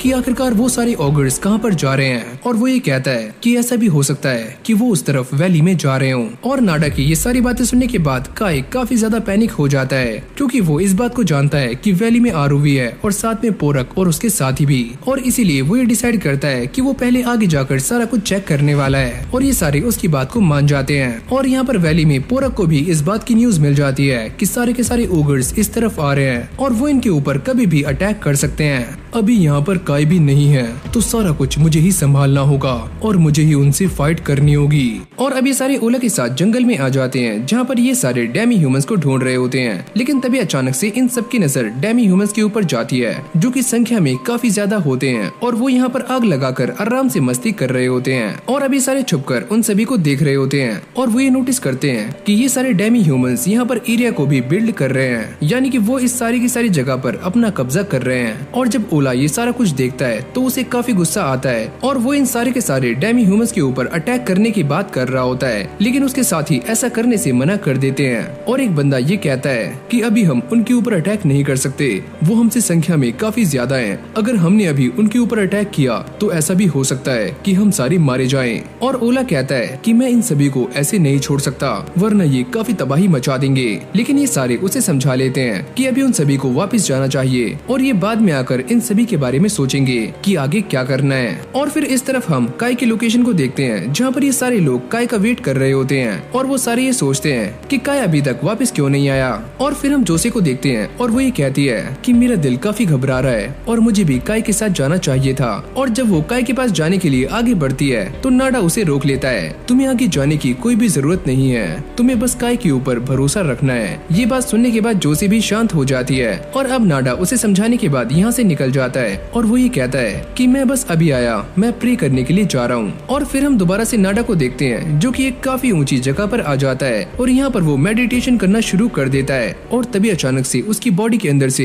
एक अजीब सा ऑरा निकलना शुरू हो जाता है और उसकी आंखें बाहर निकलकर काय को ढूंढना शुरू कर देती हैं। और इस तरफ काय भी काफी तेजी से भाग रहा होता है ताकि वो जल्दी से जल्दी वैली तक पहुंच सके। लेकिन रास्ते में उसे ओगर्स के पैरों के निशान दिखते हैं जो कि वैली की तरफ ही जा रहे होते हैं। और तभी अचानक से झाड़ियों में हलचल होनी शुरू हो जाती है और काय इससे घबरा जाता है। लेकिन तभी सारे के सारे पोरक्स बाहर आ जाते हैं और काय उन्हें देखकर थोड़ा सा शांत हो जाता है। और तभी पोरक का सरदार यहाँ पर आता है और वो ये कहता है कि हमने इस बात की उम्मीद नहीं की थी कि तुम इतनी जल्दी यहाँ तक आ जाओगे। और अब ये सारे बातें करते हुए जा रहे होते हैं और पोरक्स ये बताते हैं कि वो यहाँ पर इसीलिए हैं ताकि वो वैली को प्रोटेक्ट कर सकें। और काय उनसे कहता है जब मैं यहाँ पर हूँ तो तुम सभी को टेंशन लेने की कोई भी जरूरत नहीं है और वैसे भी वैली को प्रोटेक्ट करना ये मेरी जिम्मेदारी है। वैसे हम सारे भी तो इसी वैली के अंदर रहते हैं तो इसे प्रोटेक्ट करना ये हमारी भी जिम्मेदारी है। और इस छोटे से बहादुर बच्चे का नाम है केचक। हम सभी ने अपने आप को वैली गॉड को समर्पित कर दिया है और यहाँ तक कि हम सभी ने ये भी ठान लिया है कि हम सारे वैली को प्रोटेक्ट करेंगे और तुम्हारा साथ देंगे। काय को भी ये सारी बातें काफी पसंद आती है। लेकिन तभी अचानक वो ये देखते हैं कि काफी सारे ओगर्स वैली की तरफ जा रहे हैं। पोरक कहता है कि हमें इनका सामना करने के लिए एक प्लान बनाना होगा, लेकिन काय इस चीज के लिए मना कर देता है और वो ये कहता है कि हमारे पास अभी इतना टाइम नहीं है, हमें इनका सामना ऐसे ही करना होगा। और जब ये सारे बातें कर रहे होते हैं तभी अचानक से इन ओगर्स का लीडर इन सभी की आवाज सुन लेता है। और इस तरफ गांडाल खाने को ठूस ठूस कर खा रहा होता है, लेकिन वो साथ में इस सारे खाने की बुराई भी करता है। लेकिन इसको देखकर ऐसा लगता है कि ये बोना काफी भुक्कड़ है। और तभी उसकी नजर एल्सा पर जाती है जो कि पास में काम कर रही होती है। अरे सुनो लड़की, क्या तुम मेरे इस गिलास को वाइन से भर दोगी? ये सुनने के बाद एल्सा काफी परेशान हो जाती है और वो ये सोचती है कि मैं अब क्या करूं।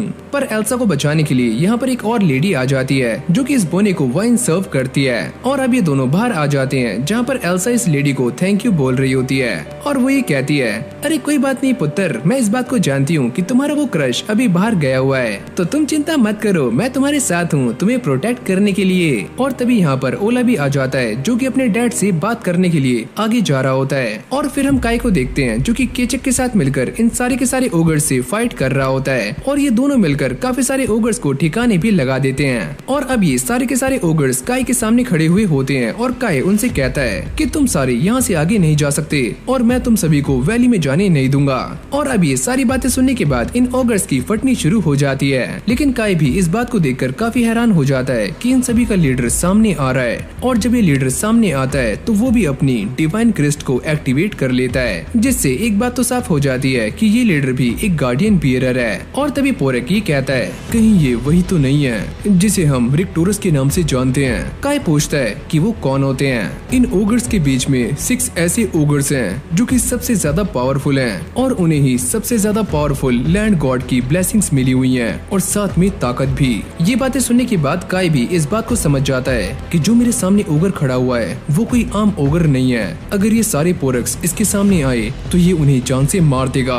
और वो सभी को पीछे हटने के लिए कह देता है और साथ में अपनी डिवाइन क्रिस्ट को भी एक्टिवेट कर लेता है। और साथ ही में यहाँ पर नाडा की आंखें भी आ जाती हैं और वो भी ये सारा कुछ देख रही होती हैं। नाडा ये समझ जाता है कि मुझे इस बच्चे के ऊपर पहले से ही शक था कि इसके पास डिवाइन क्रिस्ट है और शायद से मैं जिस गॉड को ढूंढ रहा हूँ ये बच्चा वही गॉड है। और अब ये ओगर इंसानी भाषा में काय से बातें कर रहा होता है। तो तुम वही हो जिसने उन सारे के सारे ओगर्स को जान से मारा है, और तुम तक पहुंचने के लिए मैंने काफी पापड़ बेले, लेकिन इन पोरक्स ने मेरी काफी हेल्प की और मैं इनका पीछा करते करते तुम तक पहुंच गया। काय भी ये सुनकर काफी शॉक्ड हो जाता है, लेकिन तभी अचानक से उसे वैली गॉड की आवाज आती है कि तुम इन सारे के सारे ओगर्स को खत्म कर दो। और अगली पल इन दोनों में फाइट शुरू हो जाती है, और ये फाइट देखते ही देखते काफी इंटेंस हो रही होती है, और नाडा भी इस फाइट को देख रहा होता है। और तभी काय उसके पैरों के नीचे से निकलता है और अपने स्पीयर को उसकी छाती के आर पार कर देता है। काय को ऐसा लगता है कि उसने ये कर दिखाया, लेकिन इस ओगर की बॉडी काफी हार्ड होती है और उसका स्पीयर भी टूट जाता है। और काय जैसे तैसे करके इस ओगर के अटैक से बचता है और एक ही झटके में ये स्पीयर उसकी बॉडी में घुसा देता है। ये तुमने मेरे साथ क्या किया? मैं तुम्हें जान से मार दूंगा।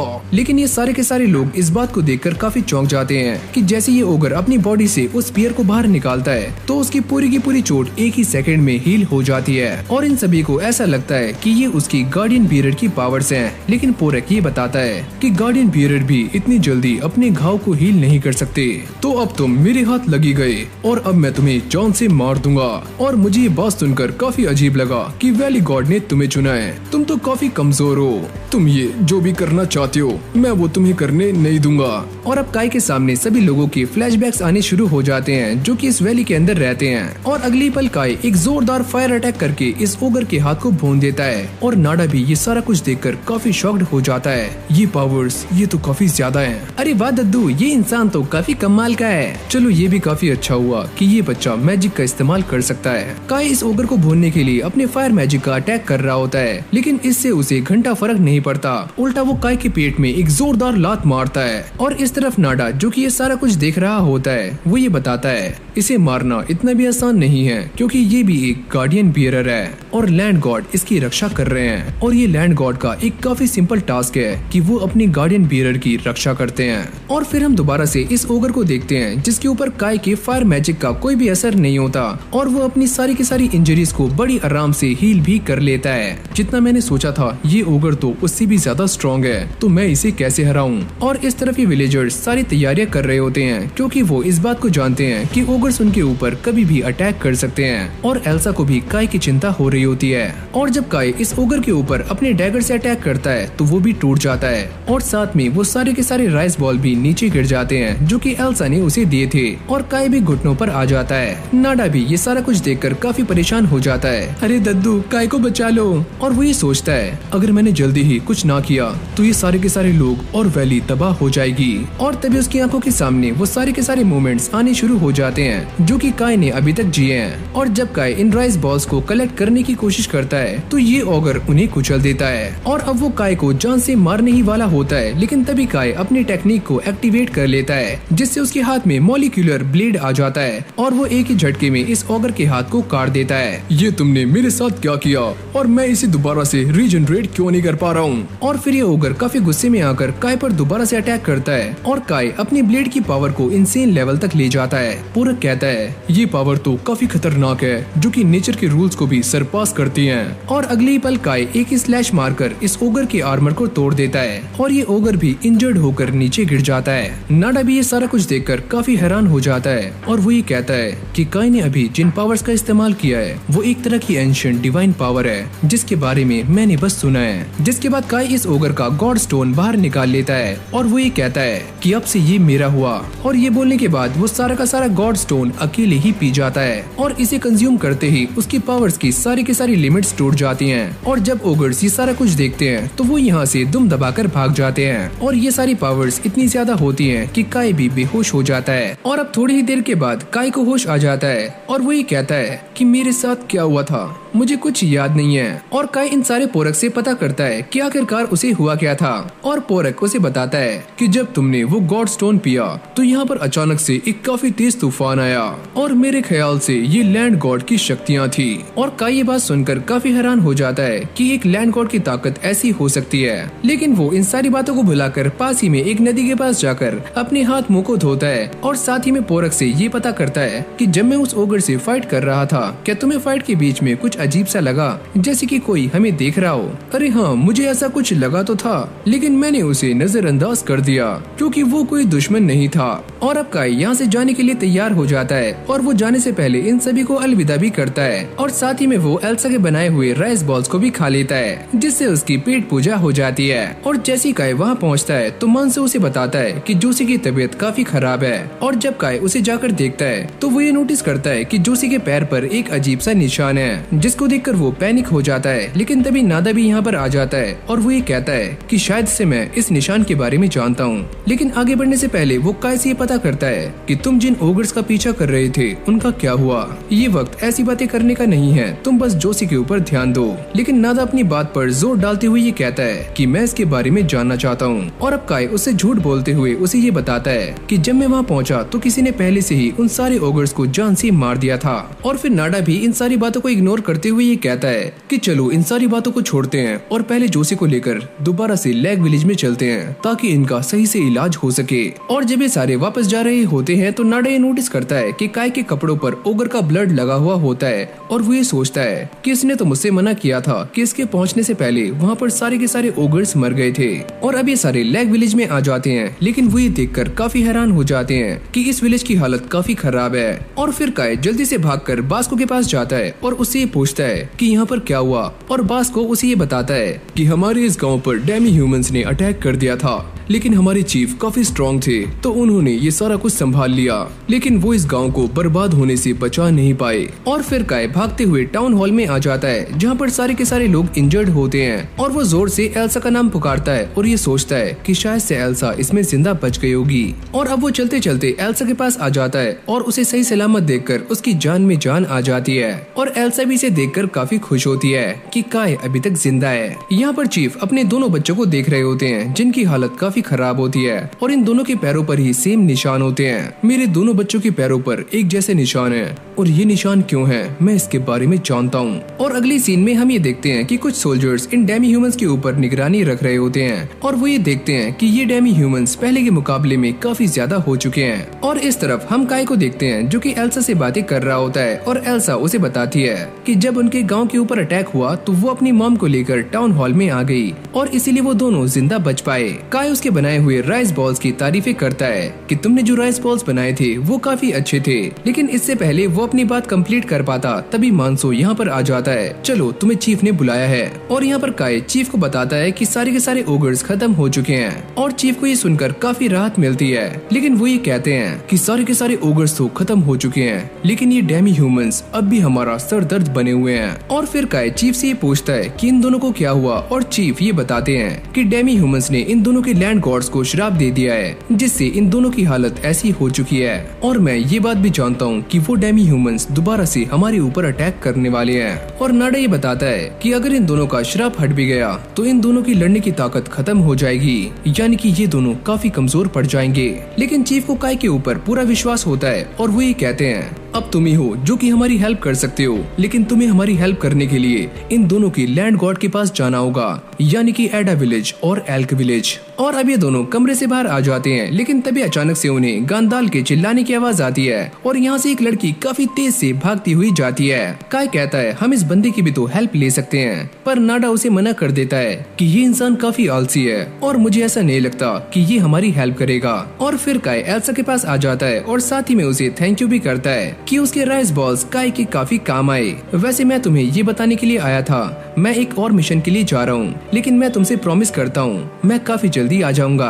और वो उसका हाथ पकड़ लेती है, मैं भी तुम्हें काफी मिस करूंगी। और इस श्राप के कारण जोसे और ओला को काफी पेन हो रहा होता है। और अब ये दोनों एल्क विलेज में आ जाते हैं जहाँ पर ओला के लैंड गॉड का मंदिर है। और तभी नाडा ये बताता है अगर उन डेमी ह्यूमंस ने ओला के लैंड गॉड को श्राप दिया है तो वो इस जगह की रखवाली भी कर रहे होंगे ताकि यहाँ पर कोई भी दखल अंदाजी ना करे। और अब ये बोलने के बाद नाडा अपनी एबिलिटी का इस्तेमाल करके इस पूरी जगह को चेक करना शुरू करता है और काय भी ये पहचान जाता है कि ये वही एबिलिटी है जो कि उसने उस जंगल में महसूस की थी जब वो उस ऑगर के साथ फाइट कर रहा था। वैसे मैं तुम्हें बता दूं कि मेरी इस टेक्निक का नाम है 1000 आई, जिससे मैं कितनी भी दूर तक आराम से देख सकता हूँ। और अभी सारी छानबीन करने के बाद नाडा काय को बताता है कि उस गॉड स्टोन की देखभाल बस 5 ही डेमी ह्यूमंस कर रहे हैं। और अगली पल ये दोनों वहाँ पर पहुँच जाते हैं और काय जाते ही इन डेमी ह्यूमंस के ऊपर अटैक्स करना शुरू कर देता है। काय को ऐसा लगता है कि उसे नाडा की हेल्प करनी चाहिए, लेकिन जब वो नाडा को देखता है तो नाडा काफी आराम से इन सारे के सारे डेमी ह्यूमंस को ठिकाने लगा रहा होता है। और इन सभी को मारने के बाद नाडा ये नोटिस करता है कि काय के चेहरे पर डिवाइन क्रिस्ट अपीयर हो चुकी है, लेकिन काय को इस बारे में पता नहीं होता।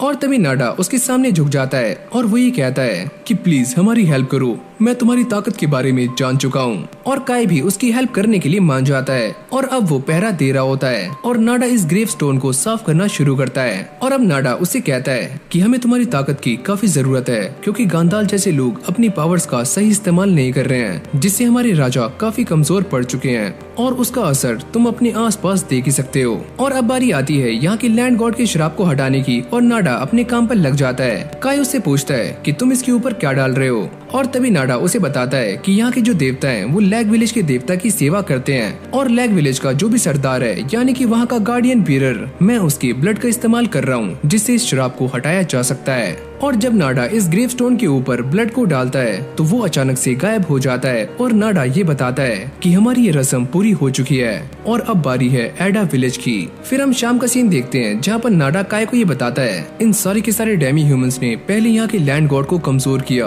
और यहाँ की भूमि को भी अस्थिर किया, वो भी इसीलिए ताकि ये सारे जीत जाएं। और काय उससे पूछता है कि वो सारे ऐसा क्यों कर रहे हैं। नाडा कहता है मैं भी इस बात को लेकर काफी परेशान हूँ कि वो सारे डेमी ह्यूमंस ऐसा क्यों कर रहे हैं, लेकिन जिस लैंड के ऊपर वो रहते हैं वहाँ भी उन्हें खतरा है और पक्का कोई न कोई चीज ऐसी है जो कि उन्हें इस तरफ आने पर मजबूर कर रही है ताकि वो यहाँ पर आकर इंसानों के लैंड पर कब्जा करें। और साथ ही में नाडा ये भी कहता है कि ओगर्स के साथ भी कुछ ऐसा ही हो रहा है और कोई उन्हें धमका रहा है और इसीलिए वो सारे ओगर्स एक नए गॉड की तलाश में यहाँ पर आए थे ताकि उन्हें और भी ज्यादा ताकत मिल पाए। और तभी नाडा काय के ऊपर जोर देते हुए ये कहता है कि तुम अपनी ताकत का इस्तेमाल किंगडम के हिसाब से करने के लिए तैयार हो, लेकिन तभी अचानक से काय की डिवाइन क्रिस्ट एक्टिवेट हो जाती है और उसे वैली गॉड की एक आवाज आती है कि तुम नाडा को जान से मार दो।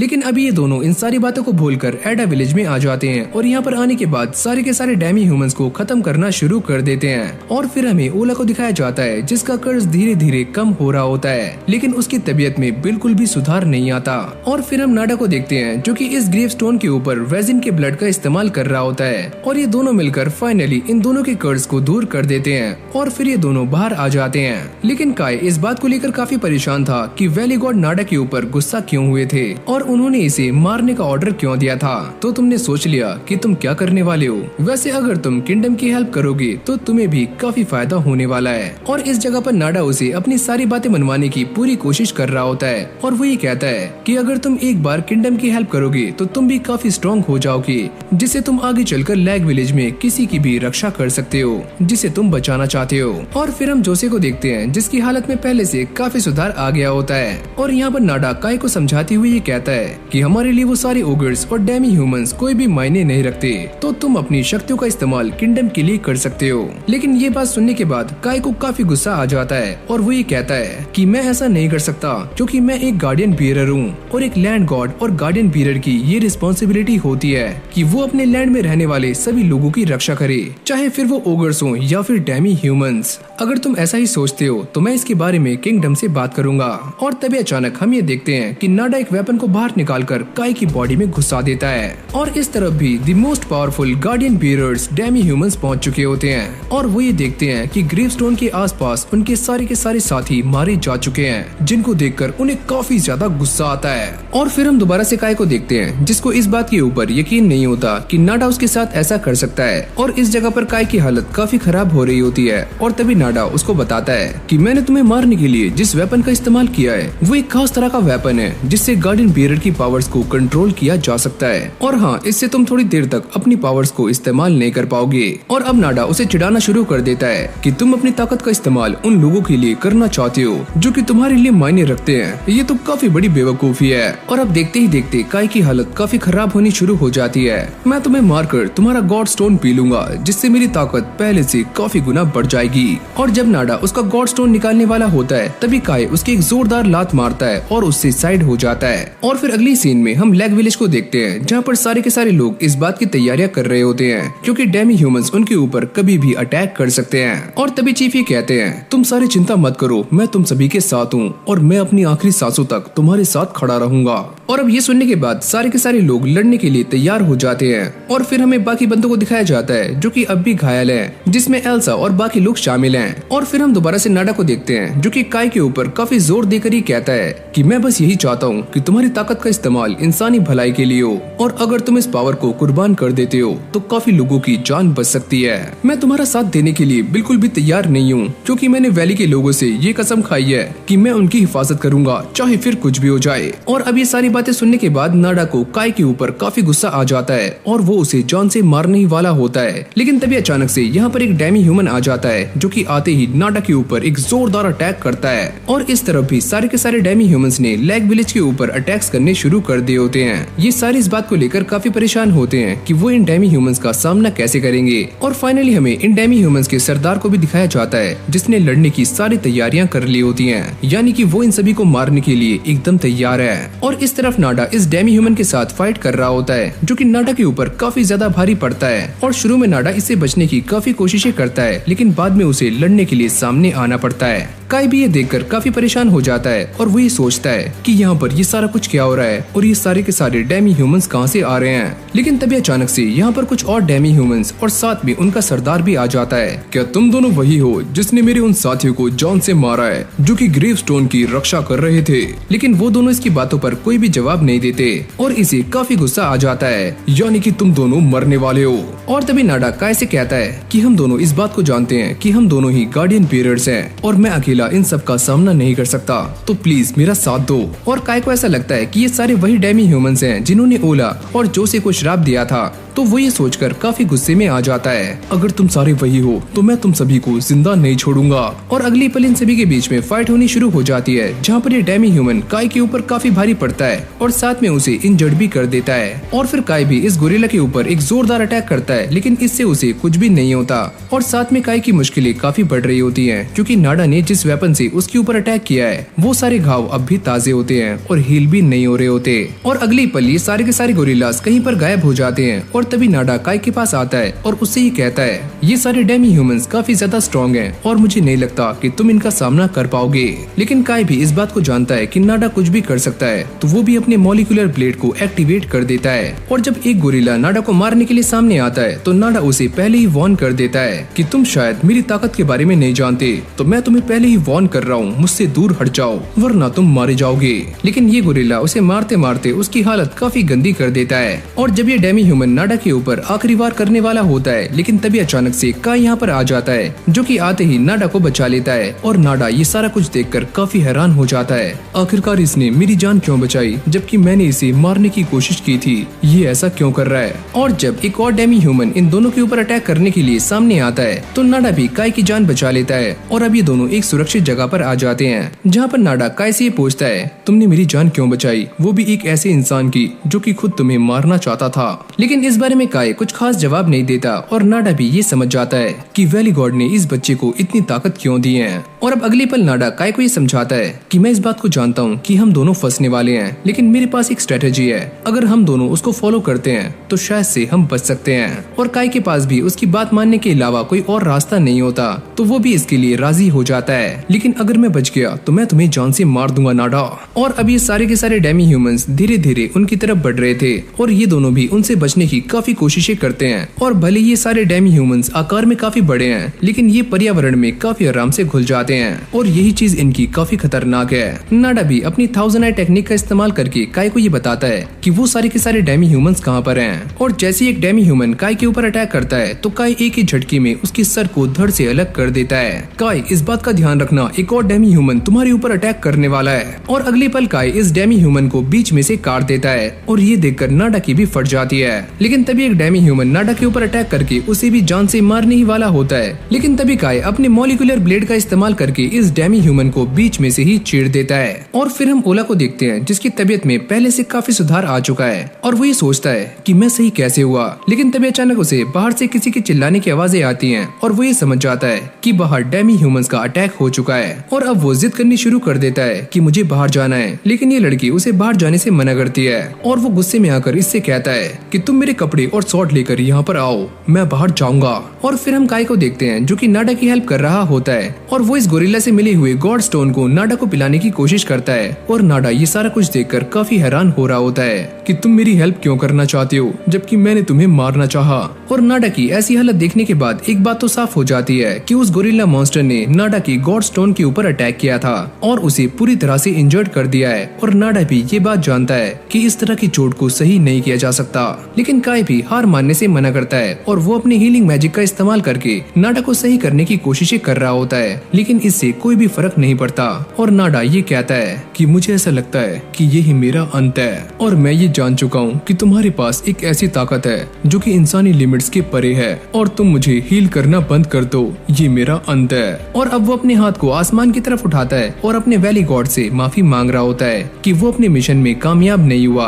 और नाडा की भी यही इच्छा थी कि वो काय की इस पावर को देख पाए और ऐसा करते करते वो भी मारा जाता है। और अब यहीं से हमारा सीन शिफ्ट हो जाता है जहाँ पर हम जोसे को देखते हैं और वो एक काफी तेज धमाके के साथ खड़ी होती है और वो ये पूछती है कि बाहर क्या हो रहा है। और ये लड़की उसे बताती है कि बाहर सारे के सारे डेमी ह्यूमंस ने हमारे ऊपर अटैक्स करने शुरू कर दिए हैं और हम सारे काफी खतरे में हैं। और जब जोसे ये सारी बातें सुनती है तो उसे भी काफी गुस्सा आता है कि वो इन सभी के लिए कुछ भी नहीं कर पा रही है। यहाँ तक कि आपके डैड ने ये भी कहा है कि अगर ये डेमी ह्यूमंस यहाँ तक आ जाते हैं तो आपको लैग विलेज छोड़ के यहाँ से भाग जाना है। और जब जोसे बाहर आती है तो वो ये नोटिस करती है कि कॉरिडोर में काफी सारे लोग बैठे हुए हैं और वो इन सभी को मोटिवेट करना शुरू कर देती है कि तुम सभी को हमारा साथ देना होगा और साथ ही में वो सारी चीजें भी कलेक्ट कर लो जो कि हमारे काम आ सकती है। हम इन सारे के सारे डेमी ह्यूमंस को यहाँ से भगा देंगे।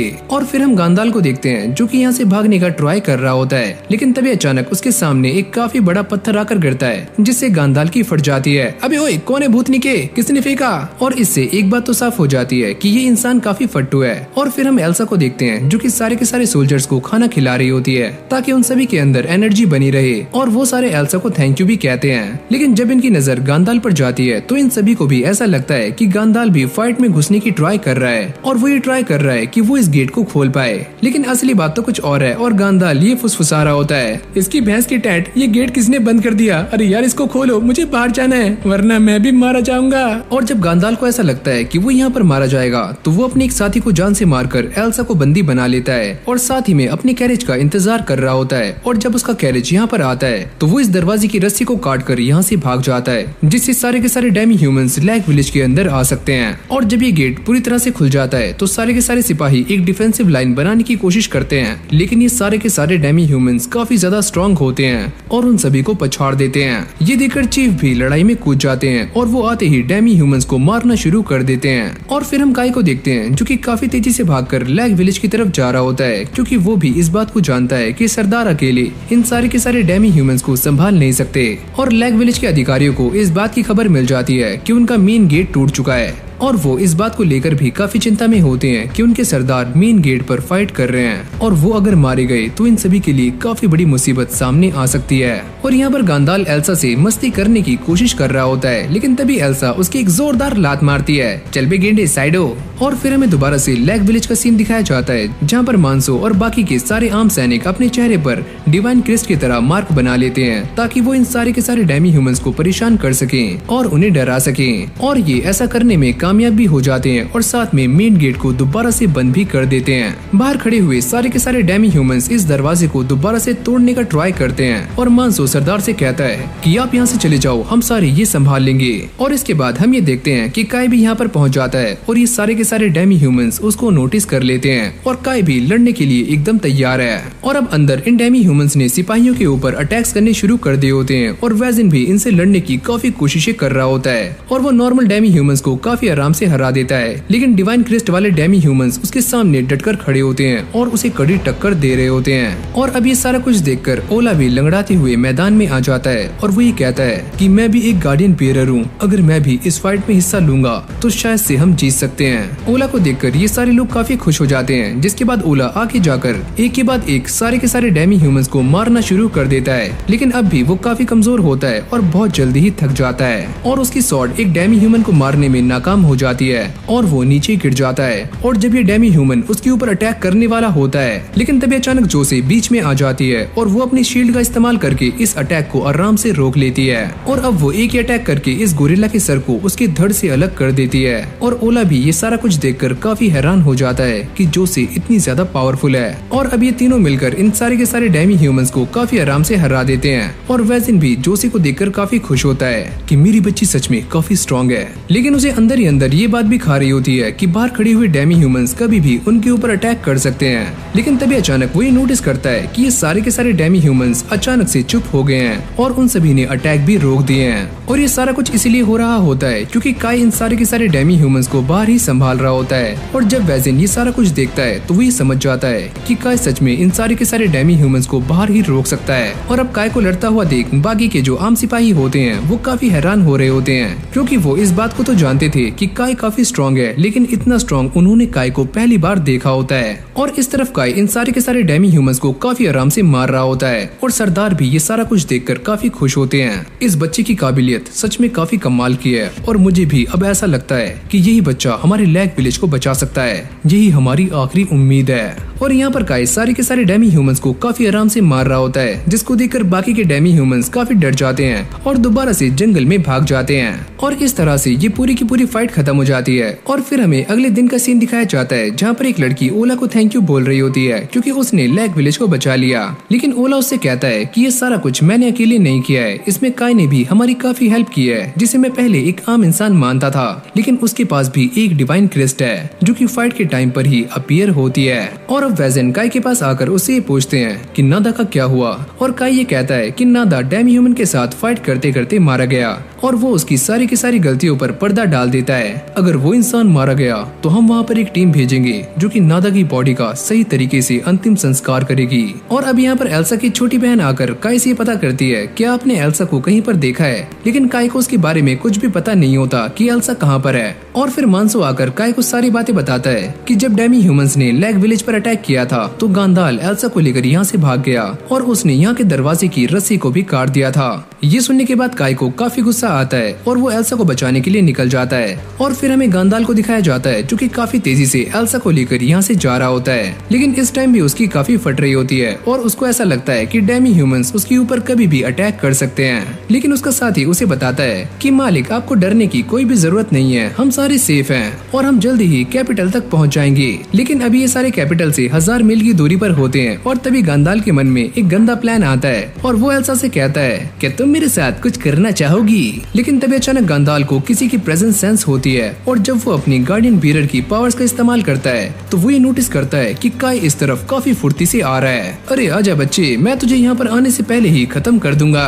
और अब वो काई को मारने के लिए एकदम तैयार हो जाता है, लेकिन एल्सा उसे बचा लेती है। ये देखकर गांदाल को काफी गुस्सा आता है और वो अपनी स्वॉर्ड को बाहर निकाल लेता है। लेकिन काई का ऑरा देखने के बाद इन घोड़ों की भी फटनी शुरू हो जाती है और ये पूरा का पूरा कैरेज डिसबैलेंस होकर नीचे गिर जाता है, यानी कि इसका एक्सीडेंट हो जाता है। और अब ये दोनों घोड़े यहाँ से भाग जाते हैं और साथ में उनका ड्राइवर भी। लेकिन गांदाल की हालत कुछ ऐसी होती है। और अब काई ने भी एल्सा को ढूंढ लिया था, लेकिन वो ये बात देखकर काफी चौंक जाता है कि गांदाल ने एल्सा के पेट में चाकू मारा हुआ है। और अब वो इसे काफी आराम से बाहर निकालकर इसके ऊपर अपने हीलिंग मैजिक का इस्तेमाल करता है, लेकिन ये घाव भी काफी गहरे होते हैं और एल्सा इससे ठीक नहीं होती। और फिर हम गांदाल को देखते हैं जिसकी काफी हड्डियां टूट चुकी होती हैं, लेकिन वो अपनी गार्डियन बीरर की ताकत का इस्तेमाल करके दोबारा से सही हो जाता है। और जब काई गांदाल को जिंदा देखता है तो उसे काफी गुस्सा आ रहा होता है और वो अपनी डिवाइन क्रिस्ट को भी एक्टिवेट कर लेता है। और गांदाल भी इस बात को जानता है कि वो काई का सामना नहीं कर सकता, तो वो उसके सामने बहाने बनाना शुरू करता है। ये सारा कुछ जो भी हुआ इसमें मेरी गलती नहीं है, ये सारा कुछ तुम्हारी वजह से हुआ है। जब तुम यहाँ पर काफी तेजी से भाग कर आ रहे थे तो तुम्हारी वजह से हमारा कैरेज डिसबैलेंस हो गया और मेरे हाथ से गलती से एल्सा को वो चाकू लग गया। और अब ये बातें सुनने के बाद काई को भी एक पल के लिए ऐसा लगता है कि ये सारी की सारी गलती उसी की है, लेकिन तभी उसे वो सारी बातें भी याद आ जाती हैं जो कि लैग विलेज वालों ने उसे बताई थी, वो भी गांडाल के बारे में। और उसका गुस्सा दोबारा से गर्म हो जाता है। गांडाल उसे रोकने की ट्राई करता है कि तुम मेरे ऊपर अटैक नहीं कर सकते, मैं एक ऑफिसर हूँ। लेकिन तभी काय उसे गर्दन से पकड़कर नीचे गिरा देता है। अरे तुम मेरे साथ ये क्या कर रहे हो, मैं तुम्हें जान से मरवा दूंगा। लेकिन अगले पल काय उसकी बॉडी में से गॉड स्टोन को बाहर निकाल लेता है, जिससे गांडाल भी यहीं पर मारा जाता है। और काय ने एल्सा का बदला भी ले लिया है, लेकिन एल्सा की हालत अब भी काफी खराब होती है। और काय ये कहता है कि मेरे पास ये जो गॉड स्टोन है वो एक गार्डियन बियरर का है, अगर मैं इसे एल्सा को पिला दूं तो ऐसा हो सकता है कि एल्सा दोबारा से सही हो जाए। लेकिन जब वो ऐसा करता है तो एल्सा की बॉडी में से धुआं निकलना शुरू हो जाता है और साथ में एल्सा को भी काफी दर्द हो रहा होता है। और काय को ये बात समझ नहीं आती कि उसने ऐसा क्या कर दिया। और अब वो एल्सा को लेकर पोरक की तरफ भागता है, लेकिन रास्ते में जाते हुए काफी सारे डेमी ह्यूमंस उसकी तरफ नजर रख रहे होते हैं। और अब काय पोरक के पास पहुंच जाता है और उसे सारा का सारा मामला समझाता है कि एल्सा के साथ क्या क्या हुआ और मैंने उसे गॉड स्टोन पिला दिया। ये सुनने के बाद पोरक काय के ऊपर काफी गुस्सा करता है कि तुमने ये तो एक बहुत बड़ी गलती कर दी है। शायद तुम इस बात को नहीं जानते कि एक तरह के गॉड स्टोन्स जहर भी पैदा कर सकते हैं और इससे एल्सा की जान भी जा सकती है। और अब ये बातें सुनकर काय को अपनी गलती का एहसास हो जाता है, लेकिन पोरक उससे कहता है हम अब भी एल्सा की जान बचा सकते हैं, लेकिन इसके लिए हमें गॉड स्टोन को बाहर निकालना होगा। और अब काय इस टेंट से बाहर आ जाता है क्योंकि पोरक एल्सा को उल्टी करवाने वाला है ताकि वो गॉड स्टोन को बाहर निकाल पाए। लेकिन तभी अचानक काय ये नोटिस करता है कि उसके सामने से 3 डेमी ह्यूमंस यहाँ पर आ रहे हैं। और काय उन्हें देखते ही अपने मॉलिक्यूलर ब्लेड को एक्टिवेट कर लेता है। क्या तुम फिर से हमारी वैली पर अटैक करने के लिए आए हो? लेकिन अगले पल ये तीनों के तीनों डेमी ह्यूमंस काय के सामने झुक जाते हैं और साथ ही में काय की डिवाइन क्रेस्ट की भी तारीफें कर रहे होते हैं कि हम सारे तुम्हारी डिवाइन पावर के बारे में जान चुके हैं और हम यहाँ पर तुमसे फाइट करने नहीं आए हैं। हम तो बस यही चाहते हैं कि तुम हमारे साथ हमारी किंगडम चलो। और जब काय इन डेमी ह्यूमन से बातें कर रहा होता है तो ये डेमी ह्यूमंस बताते हैं कि काय के चेहरे पर जो डिवाइन मार्क है वो लॉर्ड कैनाई का है, जिसकी ये सारे डेमी ह्यूमंस पूजा करते हैं। यानी कि अभी काय इन सभी का लॉर्ड बन चुका है। लेकिन काय को ये सारी बातें समझ नहीं आती कि ये डेमी ह्यूमंस उसे अपना लॉर्ड क्यों बुला रहे हैं। और फिर हम एल्सा को देखते हैं जिसकी हालत में पहले से तो थोड़ा बहुत सुधार होता है। और पोरक ये बताता है कि हमने इसके ऊपर सारा कुछ ट्राई कर लिया है और मेरे ख्याल से ये जल्दी ही ठीक हो जाएगी। और जब पोरक काय को ये सारी बातें बताने के लिए बाहर आता है तो वो ये नोटिस करता है कि काय के सामने 3 डेमी ह्यूमंस खड़े हुए हैं और वो ये सोचता है कि यहाँ पर ये सारा कुछ क्या चल रहा है। और इन तीनों के बीच में एक डेमी ह्यूमन जिसका नाम टोरुड होता है वो ये कहता है कि काय हमारे लॉर्ड बन चुके हैं, क्योंकि इनके चेहरे पर जो डिवाइन क्रेस्ट है वो लॉर्ड कैनाई की है। और साथ में टोरुड अपने मंकी लैंड के बारे में भी बताता है और वो ये कहता है कि हमारा मंकी लैंड जिसका नाम हेजू है वहाँ पर डियाबो ने अपना कब्जा कर लिया है और हम सभी को वहाँ से खदेड़ दिया है। हमारे पास ना तो रहने की जगह है और ना ही खाने के लिए खाना। और जब काय पहली बार डियाबो का नाम सुनता है तो वैली गॉड उससे कहते हैं कि तुम भी डियाबो को जान से मार दो। लेकिन अब ये सारा कुछ जानने के बाद भी काय इन सभी की हेल्प करने से मना कर देता है, क्योंकि इन सारे डेमी ह्यूमंस ने लैग विलेज के ऊपर अटैक किया था और साथ में एल्सा की हालत भी काफी खराब हो चुकी है, जिसके जिम्मेदार ये सारे ही डेमी ह्यूमंस हैं। लेकिन तभी अचानक से टोरुड काय के सामने झुक जाता है कि प्लीज हमारी हेल्प करो। लेकिन काय उसकी हेल्प करने से साफ मना कर रहा होता है। मैं तुम्हारी हेल्प नहीं कर सकता क्योंकि तुमने हमारे काफी सारे लोगों की जान ली है। लेकिन उसका साथी ये सारी बातें सुनने के बाद काफी गुस्सा हो जाता है और वो ये कहता है अगर तुम हमारी हेल्प नहीं करोगे तो हमें मजबूरन दोबारा से इंसानों के ऊपर अटैक करना पड़ेगा। तुम्हारी इतनी हिम्मत कि तुम दोबारा से हमारे ऊपर अटैक करोगे। अबे ओए ये तू क्या बोल रहा है? और तभी टोरुड काय से माफी मांगनी शुरू कर देता है कि प्लीज हमें माफ करना। और अब ये सारी बातें सुनने के बाद एक बात तो क्लियर हो जाती है कि ये सारे के सारे डेमी ह्यूमंस इंसानों के ऊपर इसलिए अटैक कर रहे थे क्योंकि इनके मंकी लैंड हेजू पर डियाबो ने अपना कब्जा कर लिया है। लेकिन अब भी काय का गुस्सा 7वें आसमान पर होता है और वो इन सभी को यहाँ से दफा होने के लिए कहता है। और अब अंदर आने के बाद काय ये देखता है कि एल्सा की हालत में कुछ खास सुधार नहीं है और पोरक उसे बताता है कि हमने अपनी तरफ से पूरी कोशिशें कर ली हैं और अब एल्सा का सही होना उसकी स्ट्रेंथ पर निर्भर करता है। और अब पोरक काय से ये पूछता है क्या वो डेमी ह्यूमंस की हेल्प करने के लिए तैयार है, लेकिन काय ऐसा करने से साफ मना कर देता है। मैं ये बात जानता हूँ कि तुम उनकी हेल्प करना नहीं चाहते, लेकिन मैं तुम्हें ये बात बता दूं कि वैली गॉड की पावर्स काफी महान होती हैं और अब तुम्हारे ऊपर ये जिम्मा है कि तुम सभी को प्रोटेक्ट करो। और काय भी ये सारी बातें सुनने के बाद काफी हैरान हो जाता आता है और वो ये पूछता है क्या सच में आप ये चाहते हो कि ये काम मैं करूं? और पोरक उसे बताता है कि मैंने तुम्हें पहले ही बता दिया है कि वैली गॉड सारे लैंड गॉड में सबसे स्ट्रांग होते हैं, तो तुम्हें ये काम करना होगा। और जब काय बाहर आता है तो वो ये नोटिस करता है कि अब भी ये सारे के सारे डेमी ह्यूमंस उसके सामने बैठे हुए होते हैं, लेकिन काय उनसे बात किए बिना यहाँ से निकल जाता है। और अब वैली में आने के बाद काय इन सारी बातों को लेकर काफी परेशान होता है, क्योंकि उसे ये सारी बातें समझ नहीं आ रही होती कि आखिरकार वो ये सारा कुछ कैसे करेगा। और जब काय ये सारी बातें सोच रहा होता है तो उसे काफी गुस्सा आना शुरू हो जाता है, जिसके बाद वो वैली गॉड के ऊपर भी गुस्सा करना शुरू कर देता है कि आपने मुझ जैसे नल्ले को अपनी ये सारी पावर्स क्यों दी। और फिर काय पास में लगी हुई एक फ्लावर को भी तोड़ने की कोशिश करता है, लेकिन तभी आरुवी यहाँ पर आ जाती है और वो काय को रोक लेती है। लेकिन काय के गुस्से को देखकर आरुवी काफी डर जाती है और उसे ये बात समझ नहीं आती कि आखिरकार काय के साथ क्या हुआ है। और अब काय पोरक के पास आ जाता है और उससे ये कहता है कि वो दोबारा से लैग विलेज में जा रहा है, क्योंकि वहाँ पर सारे लोग उसका इंतजार कर रहे होंगे। और साथ ही में वो ये कहता है कि मैं इन डेमी ह्यूमंस की हेल्प करूंगा या फिर नहीं, इसके बारे में मैंने अभी सोचा नहीं है। ये बोलने के बाद काय यहाँ से चला जाता है तो रूट कहता है हमें ऐसा नहीं लगता कि हमारे लॉर्ड हमारी हेल्प करेंगे। और फिर हम काय को देखते हैं जो कि लैग विलेज में आ चुका है और सारे लोग उसको देखकर काफी खुश होते हैं और वो उससे एल्सा और गांडाल के बारे में पता करते हैं, लेकिन काय उन्हें कुछ भी नहीं बताता और वो ये कहता है कि वो दोनों मुझे नहीं मिले। और साथ में काय इन सभी को इस बात के लिए भी वार्न कर देता है कि डेमी ह्यूमंस दोबारा से हमारे ऊपर अटैक कर सकते हैं। और आगे जाने के बाद काय को एल्सा की बहन मिलती है जो कि उससे एल्सा के बारे में पता कर रही होती है, लेकिन काय उसके बारे में कोई भी रिप्लाई नहीं करता। और तभी अचानक से जोसी भी यहाँ पर आ जाती है और अब ये छोटी सी बच्ची काय के ऊपर काफी गुस्सा हो जाती है, क्योंकि काय ने उससे वादा किया था कि वो उसकी बहन को वापस जरूर लाएगा। काय को भी इन सारी बातों का बुरा लगता है क्योंकि वो ऐसा नहीं कर पाया। और तभी जोसी उसे बताती है कि इंसान और डेमी ह्यूमंस के बीच में काफी लंबे टाइम से फाइट होती आ रही है और इनमें किसी न किसी का मरना तो तय है। और तभी यहाँ पर ओला भी आ जाता है और वो ये नोटिस करता है कि काय ने काफी सारे डेमी ह्यूमंस को मौत की घाट उतार दिया है। और वो ये पूछता है क्या इन सभी को तुमने मारा? और काय ये कहता है कि हाँ, इन सभी को मैंने ही मारा है। अरे वाह, शानदार, तो इन सभी को मारने के बाद तुम्हें काफी प्राउड हो रहा होगा। लेकिन काय इस बात के लिए मना कर देता है और ओला ये कहता है क्या सच में तुम्हें इस बात के ऊपर प्राउड नहीं है? वैसे मैं भी ये काम कर सकता था अगर मेरे ऊपर कर्ज नहीं होता।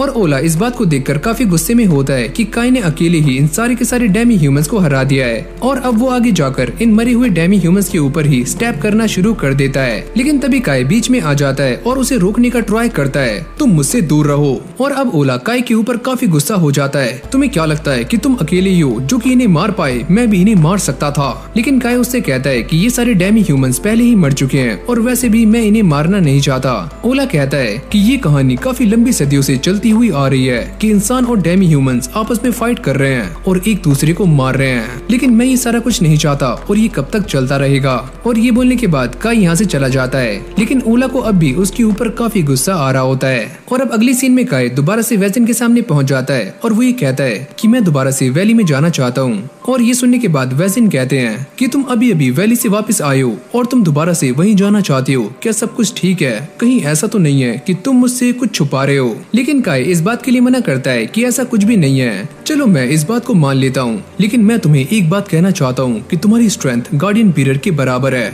और जब तुम उन डेमी ह्यूमन से फाइट कर रहे थे तो तुम टस से मस नहीं हुए और मैं ये चाहता हूँ कि तुम अपनी इस स्ट्रेंथ का इस्तेमाल सही काम के लिए करो। अरे हाँ, मैं समझ गया, मैं ऐसा ही करूंगा।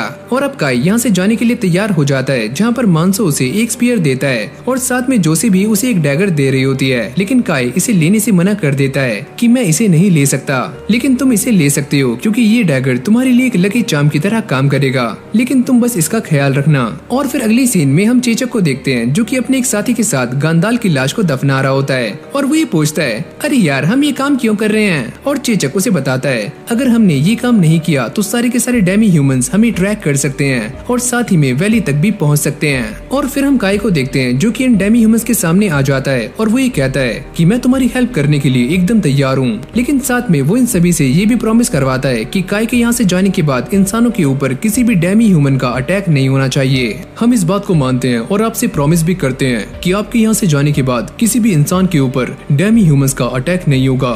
ये हमारा आपसे वादा है। और अब ये सारे आगे जाने का प्लान बना रहे होते हैं, लेकिन पोरक काई को बताता है कि इंसानों और डेमी ह्यूमंस के बीच में जो रिलेशन है वो काफी समय से सही नहीं चल रहे हैं। अगर तुम ऐसे ही आगे जाओगे तो तुम्हारे लिए काफी बड़ी दिक्कतें हो सकती हैं। तो इस प्रॉब्लम से बाहर निकलने के लिए काई आरुवी के पास जाता है, जो कि उसे काफी अच्छी ड्रेस बनाकर देती है। और अब काई इन दोनों को बाय करते हुए एल्सा को देखकर ही कहता है कि मैं ये आशा करता हूँ कि मेरे आने तक तुम बिल्कुल सही हो जाओगी। और जब काई यहाँ से बाहर आता है तो वो ये देखकर काफी शॉक्ड हो जाता है कि इन सारे पोरक्स ने उनके लिए उस ओगर की एक्स को बचाकर रखा हुआ है। और पोरक ये कहता है कि हमने इसे तुम्हारे लिए बचाकर रखा हुआ था और शायद से ये तुम्हारे काम भी आ जाएगी, तो इसे रख लो।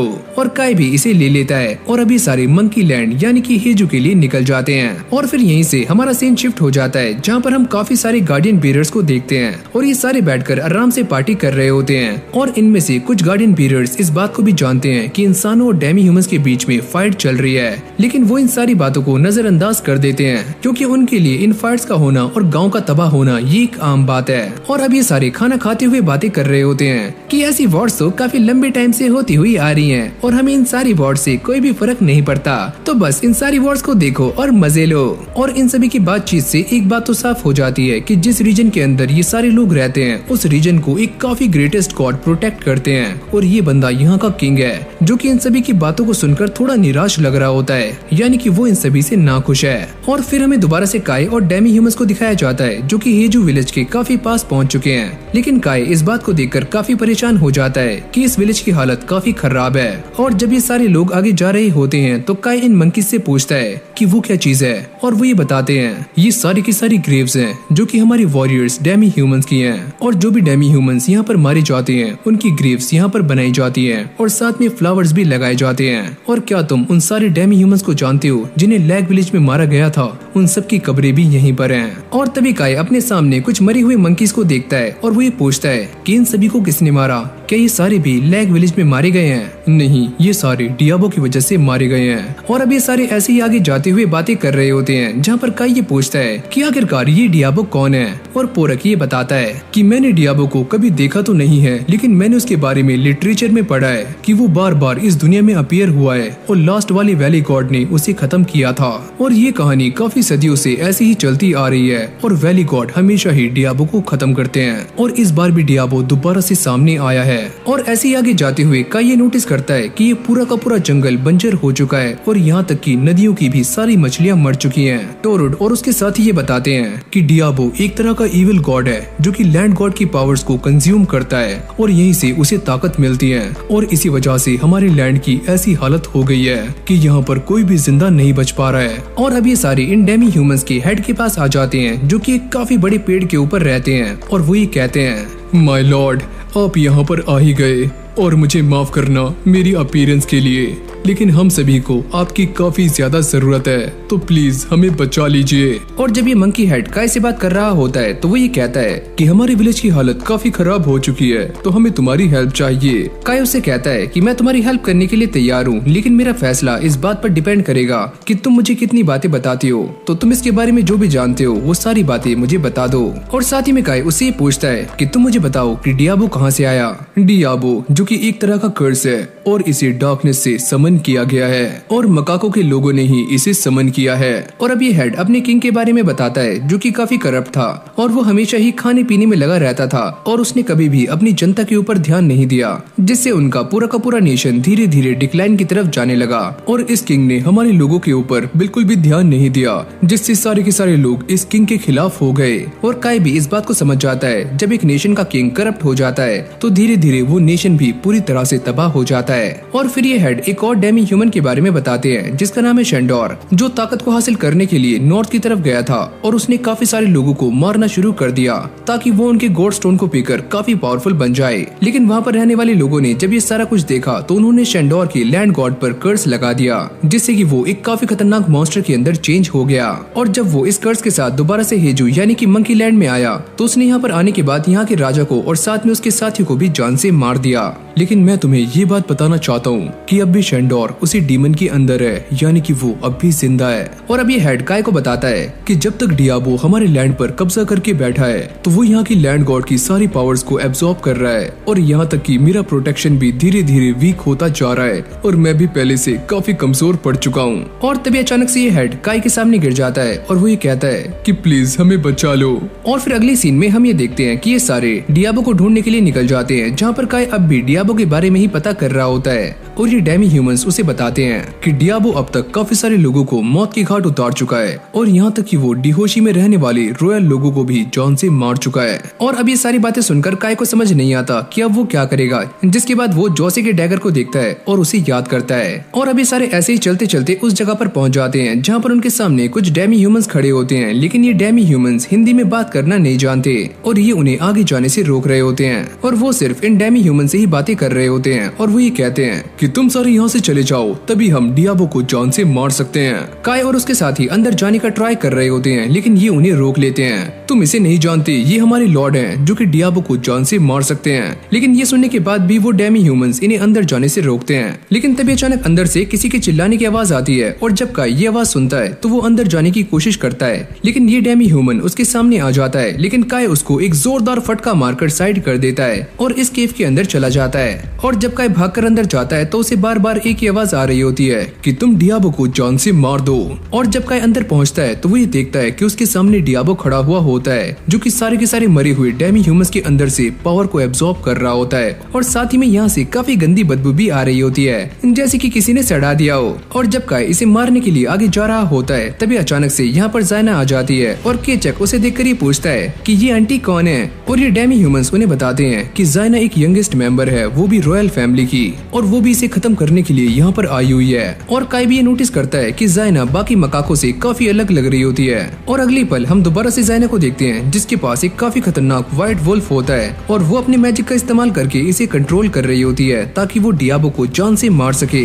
और ये सारे लोग इस बात को देखकर काफी हैरान हो जाते हैं कि जायना काफी ज्यादा पावरफुल है, और वो इस वॉल्फ को ऑर्डर देती है कि वो डियाबो को जान से मार दे। और अब ये आगे जाने के बाद डियाबो के ऊपर अपने फायर मैजिक से अटैक करता है और डियाबो को पूरी तरह से भून देता है। और चेचक भी ये सारा कुछ देखकर काफी एक्साइटेड हो जाता है, अरे वाह काफी मजा आ रहा है। लेकिन डियाबो के ऊपर अटैक करने के बाद ये वॉल्फ अपना कंट्रोल खो देता है, और तभी यहाँ पर कुछ डेमी ह्यूमंस आ जाते हैं जो कि इसे कुछ हर्ब्स खिलाते हैं, जिससे ये दोबारा से कंट्रोल में आ जाता है। और ये सारा कुछ काय और पोरक भी देख रहे होते हैं। पोरक कहता है इस अटैक को करने के बाद इस वॉल्फ ने अपना कंट्रोल खो दिया था और इसलिए उसे ये हर्ब्स खिलाए गए, लेकिन अगर ये हर्ब्स उसे बार बार खिलाए गए तो ये उसके लिए पॉइजनस भी हो सकते हैं और उसकी जान भी जा सकती है। और अब ये वॉल्फ दोबारा से डियाबो के ऊपर अटैक करता है, लेकिन इस बार उसका ब्लड इस वॉल्फ के ऊपर लग जाता है, जिससे वो काफी ज्यादा इंजर्ड हो जाता है। यानी कि ये ब्लड भी एक तरह का पॉइजन फैला रहा है, जो कि धीरे धीरे करके इस वॉल्फ की बॉडी के अंदर फैलना शुरू हो जाता है। और यहाँ पर खड़े हुए सारे के सारे डेमी ह्यूमंस अपने आप को बचा रहे होते हैं ताकि ये ब्लड उनके ऊपर ना गिर जाए, वरना वो सारे भी मर सकते हैं। और अगली पल हम ये देखते हैं कि काय इस डियाबो से लड़ने के लिए आगे चला जाता है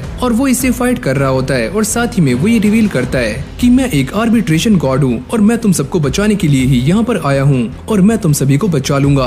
क्या सच में ये बच्चा एक आर्बिट्रेशन गॉड है? और फिर हम दोबारा से इसी वॉल्फ को देखते हैं जिसकी हालत काफी खराब हो रही होती है, और काय उसके पास जाकर अपनी हीलिंग मैजिक का इस्तेमाल करता है ताकि वो इसे हील कर सके। लेकिन ये पॉइजन इस वॉल्फ की बॉडी में धीरे धीरे अंदर बढ़ रहा होता है और काय भी इसे हील करने में नाकाम हो रहा होता है। और जब काय अपना ये काम कर रहा होता है तो सारे के सारे पोरक और डेमी ह्यूमंस इस मॉन्स्टर को रोकने की कोशिश करते हैं ताकि वो काय तक ना पहुंचे, और वो इसके लिए अपनी पूरी जान लगा रहे होते हैं। और फिर हम एक अलग से डायमेंशन में आ जाते हैं जहाँ पर काय के सामने एक काफी बड़ा गॉड स्टोन होता है, और जब काय उसे छूने वाला होता है तो उसके अंदर से काफी खतरनाक एनर्जी बाहर निकलने लगती है। और जब काय दोबारा से रियलिटी में आता है वो ये देखता है कि ये वॉल्फ पूरी तरह से सही हो चुका है, और केचक भी ये देखकर काफी खुश होता है, अरे वाह आपने इसे बचा लिया, आप तो कमाल के हो। और फिर काय डियाबो से लड़ने के लिए तैयार हो जाता है, लेकिन तभी अचानक उसे वैली गॉड की आवाज आती है कि तुम डियाबो के थ्रोन को काट दो। लेकिन काय को ये बात समझ नहीं आती कि वैली गॉड कौन से थ्रोन की बात कर रहे हैं। कहीं ये इसके गॉड स्टोन की बात तो नहीं कर रहे हैं और शायद से मुझे इसकी गॉड स्टोन को खत्म करना होगा। और फिर हमारी कहानी पास्ट में आ जाती है जहाँ पर ये दोनों ही डेमी ह्यूमंस एक किंग के सामने फाइट कर रहे होते हैं और एक का नाम है सैंडोर और दूसरी है जायना। लेकिन इस फाइट के अंदर जायना हार जाती है और सैंडोर जाते हुए ये कहता है कि मैं नॉर्थ की तरफ जाना चाहता हूँ ताकि मैं वहाँ पर जाकर और भी ज्यादा पावरफुल बन सकूँ। और अब इसी दिन के बाद से सैंडोर भी अपना एक अलग रास्ता चूज कर लेता है जहाँ पर वो लैंड को एक्वायर करेगा और साथ में सभी लोगों को मारकर उनकी पावर को एब्सॉर्ब करेगा। और फिर हमारी कहानी दोबारा से प्रेजेंट में आ जाती है जहाँ पर जायना खड़ी हुई ये बात सोच रही होती है कि मैंने भी अपनी बॉडी के अंदर लैंड गॉड की पावर को एक्वायर किया हुआ है, तो मैं भी पहले से काफी स्ट्रांग हो चुकी हूँ और शायद से मैं इसे हरा सकती हूँ। और अब वो भागकर अपने वुल्फ के पास जाती है और उससे ये कहती है कि तुम यहाँ पर क्यों खड़े हो, जाकर इस डियाबो को जान से मार दो, जल्दी करो। और इस वक्त ये भी काफी गुस्से में होती है तो ये अपनी वॉल्फ के ऊपर भी अटैक करने वाली होती है, लेकिन तभी अचानक से काय बीच में आ जाता है और वो इसे रोक लेता है कि तुम ऐसा नहीं कर सकती, मैंने अभी अभी इसको हील किया है और ये अभी भी काफी इंजर्ड है। वैसे तुम्हारे पास ये लैंड गॉड की पावर्स आई कहाँ से, क्या तुमने इसे कहीं से चुराया है, मुझे सच बताओ। और साथ ही में वो ये कहती है कि हम दोनों ही इस डियाबो से लड़ने में सफर कर रहे हैं और तुम एक आर्बिट्रेशन गॉड हो तो तुम मुझसे अलग कैसे हुए, क्योंकि तुम भी काफी कमजोरी हो और तुम्हारे पास भी इतनी पावर्स नहीं है कि तुम भी डियाबो को हरा सको। और तभी अचानक से डियाबो इन दोनों के ऊपर अटैक कर देता है, लेकिन तभी ये वॉल्फ बीच में आ जाता है और इन दोनों को बचा लेता है। और ये सारे इस बात को देखकर काफी शॉक्ड हो जाते हैं कि इस वॉल्फ के ऊपर भी डिवाइन क्रिस्ट अपीयर हो चुकी है। पूरक ये कहता है कि शायद से इस वॉल्फ को भी गॉड की प्रोटेक्शन मिल चुकी है। डियाबो को ये सारा कुछ देखकर काफी गुस्सा आ जाता है और वो इन सभी के ऊपर बार बार अटैक्स कर रहा होता है, लेकिन ये वॉल्फ उससे लड़ने के लिए आगे चला जाता है। और तभी अचानक हम ये नोटिस करते हैं कि इस वॉल्फ की पहले से ज्यादा टेल्स आ चुकी हैं, जो कि पहले एक ही थी। और ये सारे के सारे डेमी ह्यूमंस और पोरक इस बात को देखकर काफी हैरान हो रहे होते हैं कि ये डियाबो अभी तक जिंदा है, जबकि इस वॉल्फ ने डियाबो के ऊपर काफी जानलेवा अटैक्स किए हैं। और तभी डियाबो अपनी बॉडी को दोबारा से रीजनरेट करने की ट्राई कर रहा होता है और वो काफी जोर से दहाड़ता है और ये आवाज काफी खतरनाक होने के साथ साथ काफी दूर तक भी जाती है और लैग विलेज के लोग भी इस आवाज को सुन लेते हैं। और अगले ही पल चारों तरफ अंधेरा फैलना शुरू हो जाता है, यानी कि डियाबो अपनी बॉडी को दोबारा से रीजनरेट करने में अपनी पूरी ताकत लगा रहा है। और फिर हम जोसे को देखते हैं जो कि दूर से खड़ी हुई ये सारा नजारा देख रही होती है और उसे काय की काफी चिंता होती है।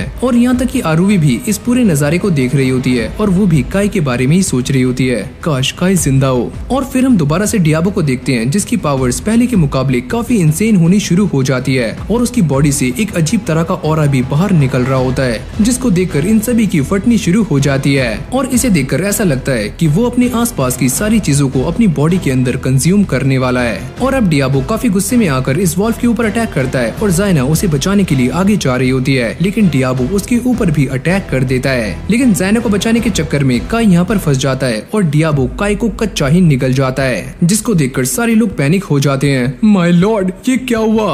और अब ये सारा कुछ देखने के बाद पोरक को भी काफी ज्यादा गुस्सा आता है और वो काय को बचाने के लिए आगे जा रहे होते हैं, लेकिन केचक उनको रोक लेता है कि प्लीज आप आगे मत जाइए वरना ये आपको भी कंज्यूम कर सकता है। जायना भी ये सारा कुछ देखकर काफी पैनिक हो जाती है और वो ये कहती है कि सच में ये बच्चा काफी कमजोर था और डियाबो ने इसे काफी आराम से मार दिया, ये तो एक नंबर का बेवकूफ था जो कि मारा गया।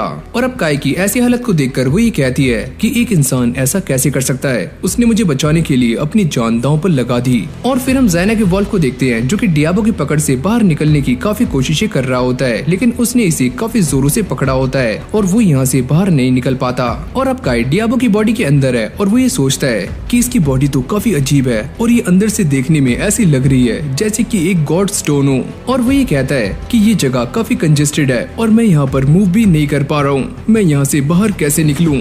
और तभी उसे वैली गॉड की आवाज आती है कि तुम डियाबो को जॉन से मार दो। जिसके बाद काय एक अलग सी जगह पर आ जाता है जहाँ पर उसके सामने एक अजीब सी एनर्जी होती है जो कि काय को ये कह रही होती है कि तुम्हें डियाबो को जॉन से मारना है। लेकिन काय को ऐसा लगता है कि वैली गॉड ने उसे फालतू में ही इतनी सारी पावर्स दी हैं, लेकिन वो तो एक नंबर का यूजलेस है और वो इसे जॉन से नहीं मार सकता और मेरी बस का कुछ भी नहीं है, मैं ये सारा कुछ नहीं कर पाऊंगा।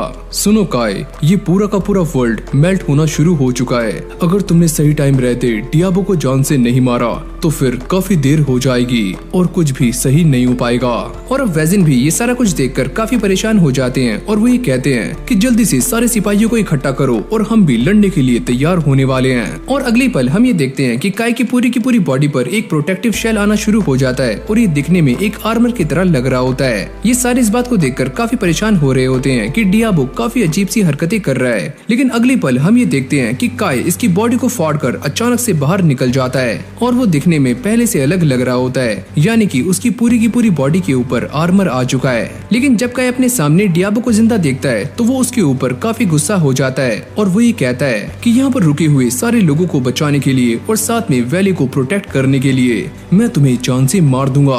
ये सच में हमारे लॉर्ड कैनाई हैं और यही इनकी ट्रू फॉर्म है। और अब काय डियाबो की बॉडी को अलग अलग पार्ट्स में काटना शुरू कर देता है ताकि वो उसके गॉड स्टोन को आराम से ढूंढ पाए। लेकिन तभी अचानक हम ये देखते हैं कि डियाबो अपने आसपास खड़े हुए सारे के सारे डेमी ह्यूमंस को एब्जॉर्ब करना शुरू कर देता है और अपने आप को दोबारा से हील कर रहा होता है। लेकिन तभी अचानक काय इसके पास पहुंच जाता है और इसकी बॉडी में अपने हाथ को घुसाकर इसकी बॉडी को पूरी तरह से फाड़ देता है। पर तभी उसकी बॉडी से एक अजीब तरह का छोटा सा क्रिएचर बाहर आता है जो कि दिखने में एक कुत्ते की तरह लग रहा होता है। और जैसे ही ज़ैना को मौका मिलता है वो अपनी स्वॉर्ड को इस क्रिएचर के अंदर घुसा देती है और काय से कहती है कि तुम यहाँ पर जल्दी आओ, तुम ये कर सकते हो। और तभी काय वहाँ पर जाने के बाद इस क्रिएचर की बॉडी के अंदर से गॉड स्टोन को ढूंढने की ट्राई करता है, लेकिन उसे वो गॉड स्टोन यहाँ पर नहीं मिलता।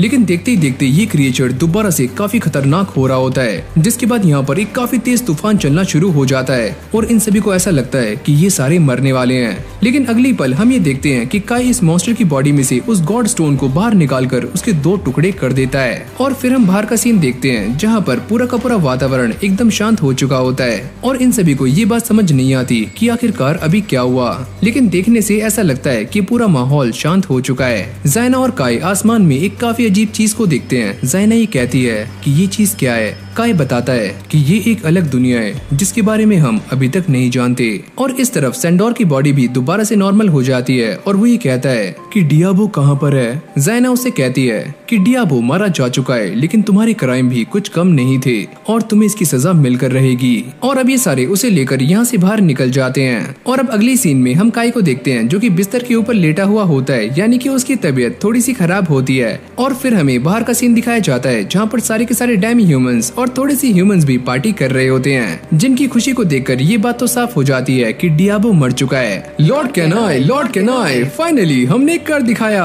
और जैसे काय को होश आता है वो ये नोटिस करता है कि इन सारे मंकीज के हेड यानी कि एब्रिडोर दोबारा से खड़े हो सकते हैं और वो ये कहते हैं कि डियाबो मारा जा चुका है और यहाँ की लैंड गॉड की पावर्स दोबारा से वापस आ रही हैं और साथ में मेरी भी। और जब काय बाहर आकर देखता है तो सारे लोग काय को देखकर काफी खुश हो रहे होते हैं। एब्रिडोर कहते हैं कि हमने तुम्हारे लिए शाम में एक पार्टी का भी इंतजाम किया है। और हाँ यार, इतनी ज्यादा मेहनत करने के बाद भूख तो लगती है। और फिर हमें अगली सुबह का सीन दिखाया जाता है जहाँ पर काय इन सभी से अलविदा ले रहा होता है और साथ में काय ने ह्यूमंस और डेमी ह्यूमंस के बीच में एक काफी अच्छी फ्रेंडशिप भी एस्टेब्लिश कर ली है, क्योंकि इन सभी के बीच में काफी लंबे टाइम से फाइट्स होती आ रही थी, लेकिन अब वो खत्म हो चुकी हैं और ये सारा कुछ काय की वजह से हुआ है। लेकिन काय के जाने से पहले ज़ैना उसे अपने पास बुलाती है और वो ये कहती है कि तुमने ही डियाबो को मारने में हमारी काफी ज्यादा हेल्प की है, तो मैं इसके लिए तुम्हें थैंक्स करना चाहती थी। और साथ ही में मैं तुम्हें ये बताना चाहती हूँ कि मैं एक मकाको क्वीन हूँ और मैंने अपने वुल्फ को भी फ्री कर दिया है, वो देखो वो फ्री है। और अब ये दोनों एक दूसरे को ही ग्रीट कर रहे होते हैं एक दूसरे की हेल्प करने के लिए। और अब यहीं से हमारा सीन भी शिफ्ट हो जाता है जहाँ पर हम काय को देखते हैं जो कि दोबारा से लैग विलेज में आ चुका है और उसकी मुलाकात जोशी से होती है और वो ये कहता है कि मैंने अपना काम पूरा कर दिया और अब हमारे विलेज में कभी भी डेमी ह्यूमंस का अटैक नहीं होगा।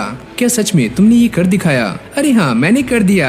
और अब काय जोसे को उसका डैगर दिखाते हुए ये कहता है कि तुमने मुझे ये जो डैगर दिया था इसने मेरी काफी हेल्प की है और तुमने मुझसे जो वर्ड्स कहे थे उसकी वजह से ही मैं आज जिंदा हूँ। मुझे ऐसा लगता है कि तुम पहले से काफी मैच्योर हो चुके हो।